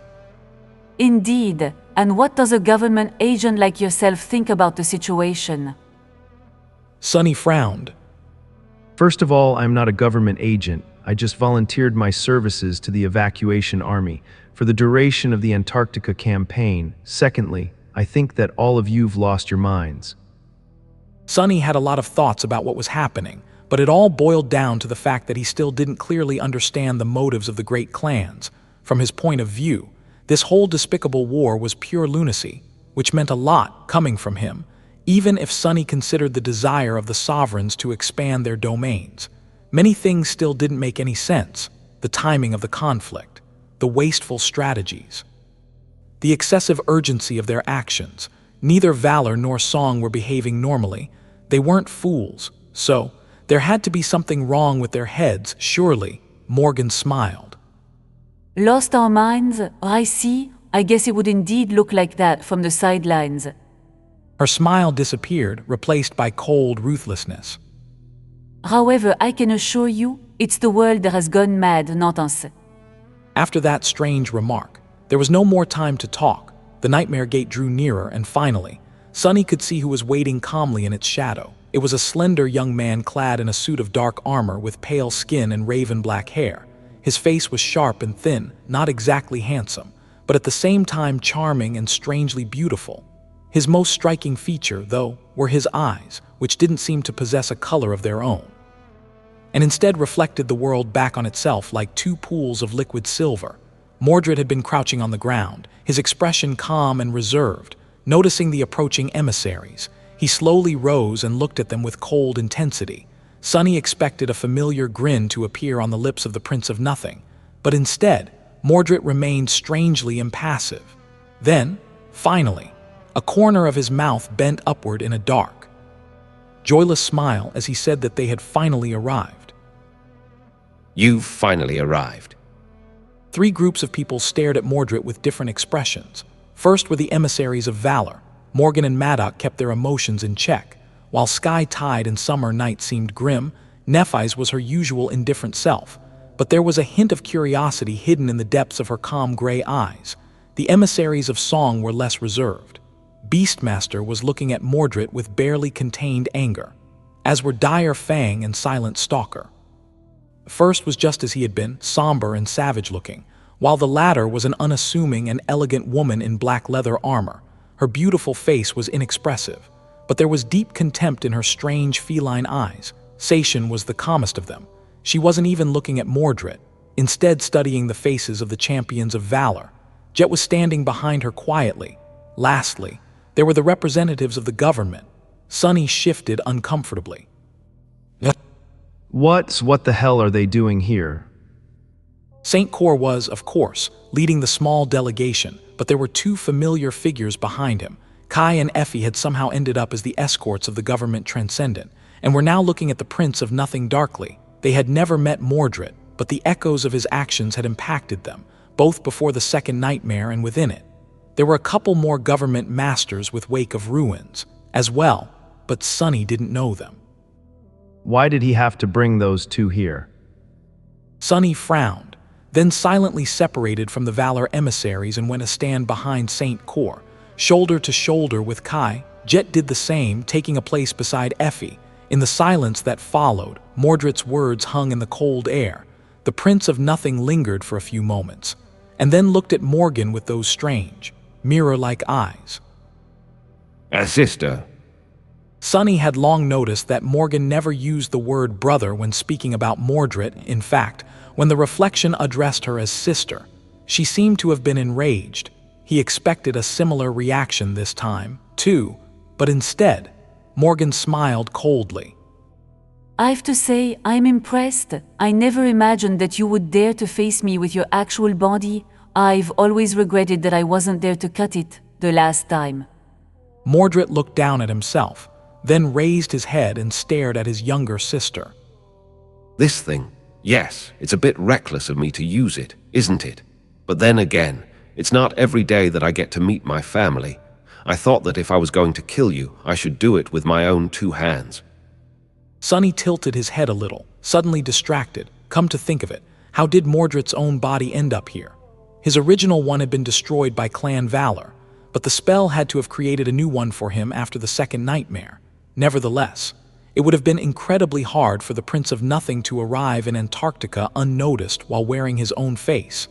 Taking the body of someone like Ascended Bast would have been both easier and smarter. Assuming that Mordret's body could survive while his soul was wandering someplace else, he could have just stored it somewhere and then retrieved it at the right moment. Unless, suddenly, Sunny felt a cold chill running down his spine. Did Mordret have a collection of human bodies he carried around in some strange mirror dimension, like a macabre wardrobe of flesh? That sounded exactly like something the madman would do. As he was thinking, Beastmaster suddenly spoke, her voice so friendly that it actually sounded terrifying. "I am very sorry to interrupt this touching family reunion, but at the risk of sounding petty, could I maybe receive some explanations? Prince Mordret, if I may, why couldn't you just follow the damned plan? Don't tell me that you've been secretly working for your father this whole time. That would be such a disappointment." Mordret remained silent for a moment, then glanced at the alluring saint with a somber expression. "It's nothing like that. Please accept my sincere apologies. During the battle to conquer Black Skull, the warriors of Valor became suspicious of my identity, so I had no choice but to act." Beastmaster studied his face with doubt.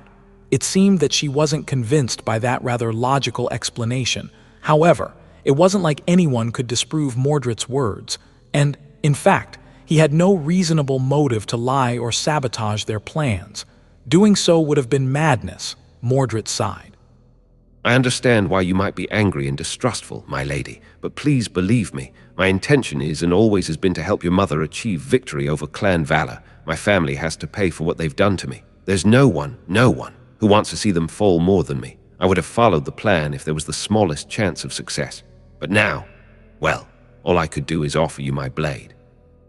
He turned to face Morgan and snarled, "And use it to cut the down." Mordret's voice sounded flawlessly impassioned and sincere. It was so compelling. Actually, that Sonny almost believed him. Of course, he knew better than to trust a single word coming out of the lying bastard's mouth. Morgan scoffed. You blade? What can you even do with a blade? She unsheathed her own sword and leaned on it, smiling. There was something very strange about that sword. Sonny had never seen it before, and he suddenly felt chills when looking at the austere double-edged blade. Mordret stared at the sword as well, his expression growing bleak. He quietly urged himself to come on and show him. "I guess he's watching, then." Then, his lips suddenly twisted into a dark grin. "Well, in that case, let's give him a good show." With that, the air around him suddenly rippled, and 6 mirror shards became visible, hovering above the ground. Sonny's eyes narrowed. Then, the mirror shards suddenly glinted, transforming into human figures. Mordret asked if they were transcendent. All of them. Nephis finally showed a reaction. White flames ignited in her eyes. There, surrounding Mordret, now stood 6 people. As he smiled, the reflections of Whispering Blade, Summer Night, Sky Tide, Beastmaster, Silent Stalker, and Dire Fang smiled with him. 6 reflections, 6 transcendent beasts, all assuming the shape of the saints of the great clans. Sonny felt cold as he looked at the smiling faces of the simulacrums, and Mordret's face.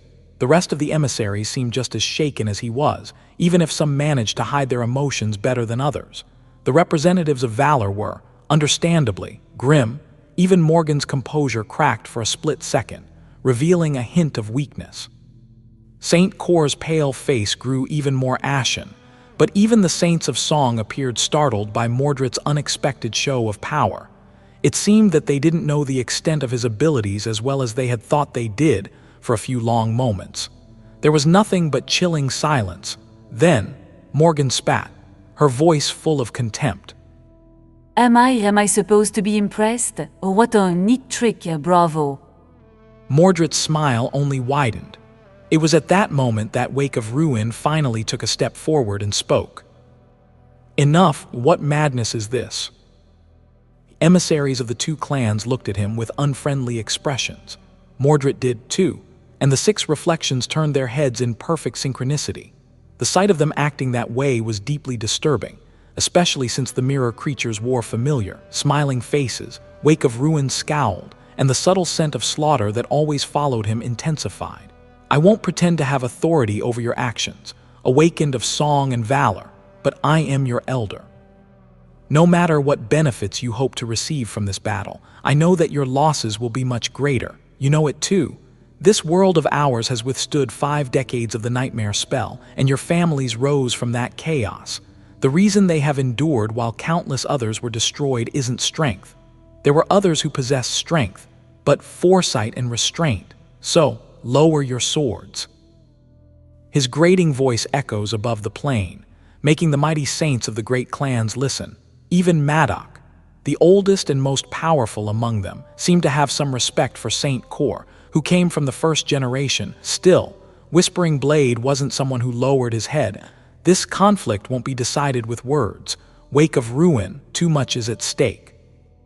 Saint Cor gritted his teeth. Yes, the rulers will it, so blood must be spilled. However, you aren't barbarians, you're the legacy clans, so act like it. Don't use traditions and protocols for just these kinds of situations. The honorable duel, to death if need be. Why waste the lives of your kin and soldiers when the quarrel can be resolved by two champions? He glared darkly at Madoc and Beastmaster, and then said, "Or are you not certain of your strength?" His words seemed to have an effect. Sonny held his breath, not even daring to think whether a peaceful, comparatively, resolution was really possible.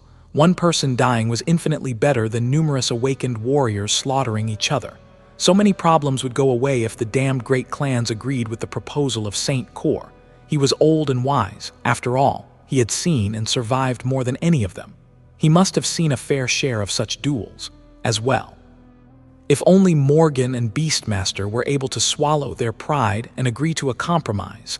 However, Sonny just couldn't see Morgan backing off after being provoked by her brother. She had been waiting for an opportunity to make Song bleed for too long. Well, damnation. But if she did, then, following the same logic, wouldn't it mean that Beastmaster had no reason to accept the duel? Wake of Ruin let out a small, almost unnoticeable sigh of relief and turned to the emissaries of Song.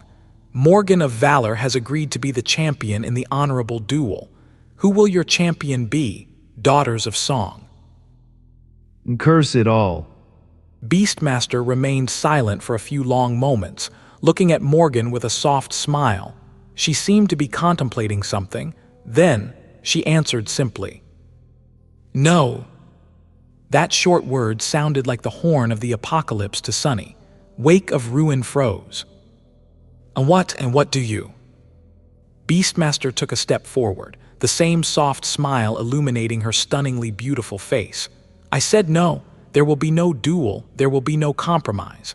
There will be no foresight and restraint, no more deals, no more alliances, only bloodshed, only war. How does that sound, Morgan? Doesn't it sound nice?" She might have considered a duel if her side wasn't overwhelmingly stronger.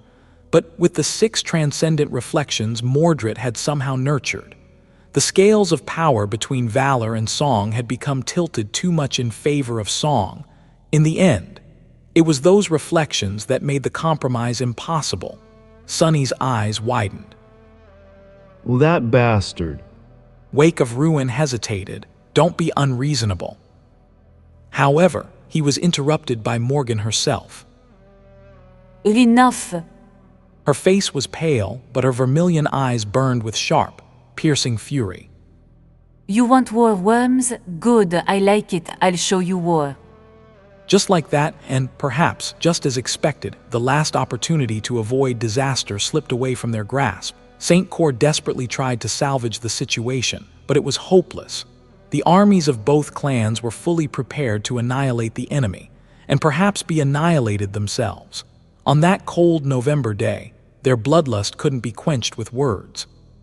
The fates of countless civilians were about to be decided on a battlefield where humans would be killing other humans.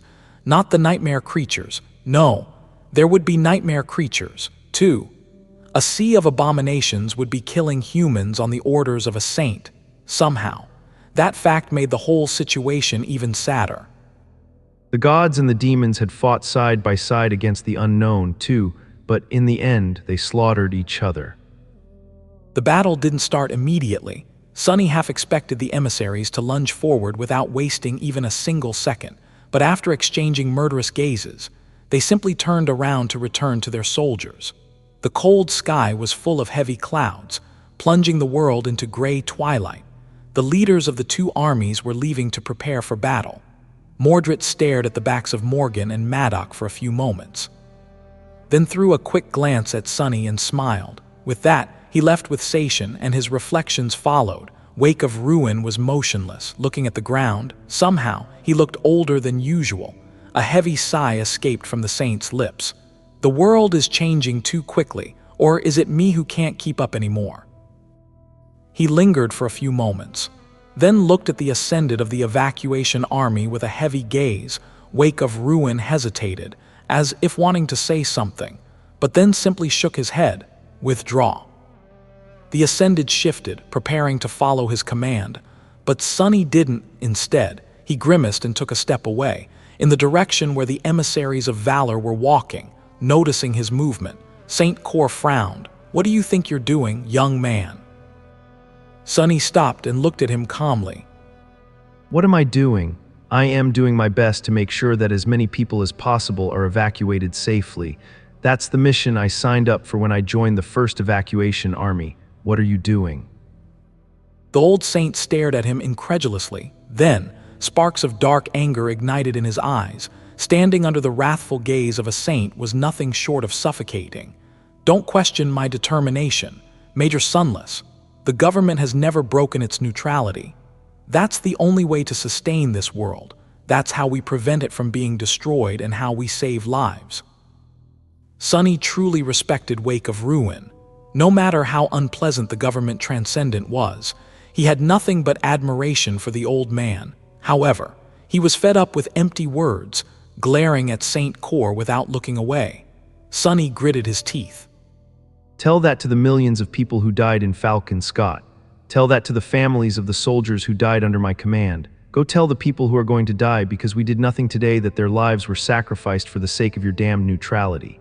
Better yet, go to the outskirts and explain to the people there how the government is sustaining them, or don't. To be honest, I don't care. I am still going to fight. Wake of Ruin grimaced. You foolish brat, don't be blinded by short-term benefits. We can get involved today, but what will happen tomorrow? What will happen a year from today, 10 years? Stand down.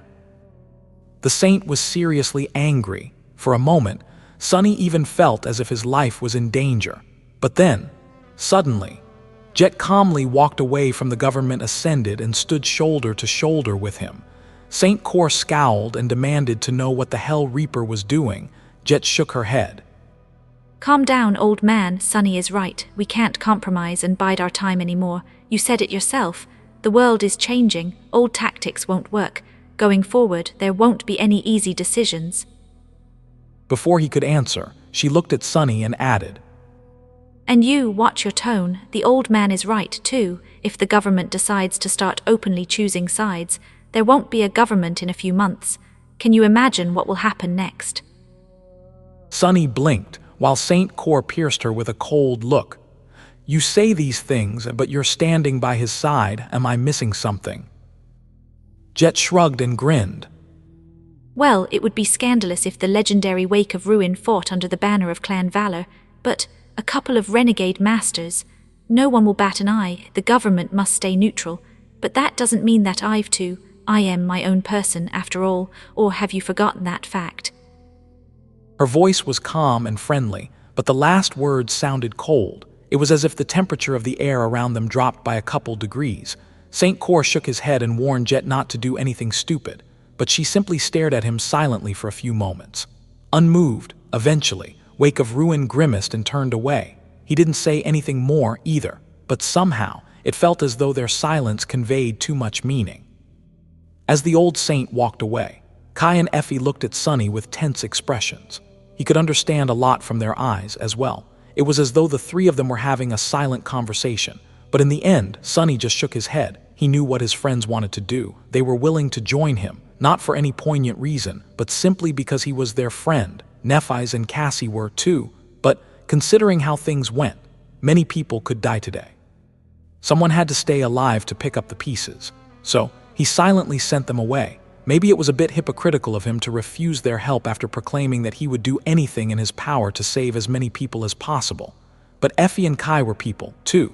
He wanted to save them as well. So they left with Saint Cor. Sunny and Jet, meanwhile, hurried to catch up with the retreating emissaries of Valor. When they did, he suddenly felt cold and confused. Sunny had decided to help one of the sides achieve as clean of a victory as possible. But With how things had turned out, was it even possible for Valor to win? From the looks of it, it was Song who held an overwhelming advantage. If anything, he should be helping them, full of uneasy thoughts. Sunny stole a glance at Morgan. She must have understood how desperate her army's situation was. As well, he had expected to see a grim expression on her face. Fear, even. But to his surprise, Morgan was walking while hiding a satisfied smile. Sunny's eyes narrowed slightly. And what the hell is she smiling about?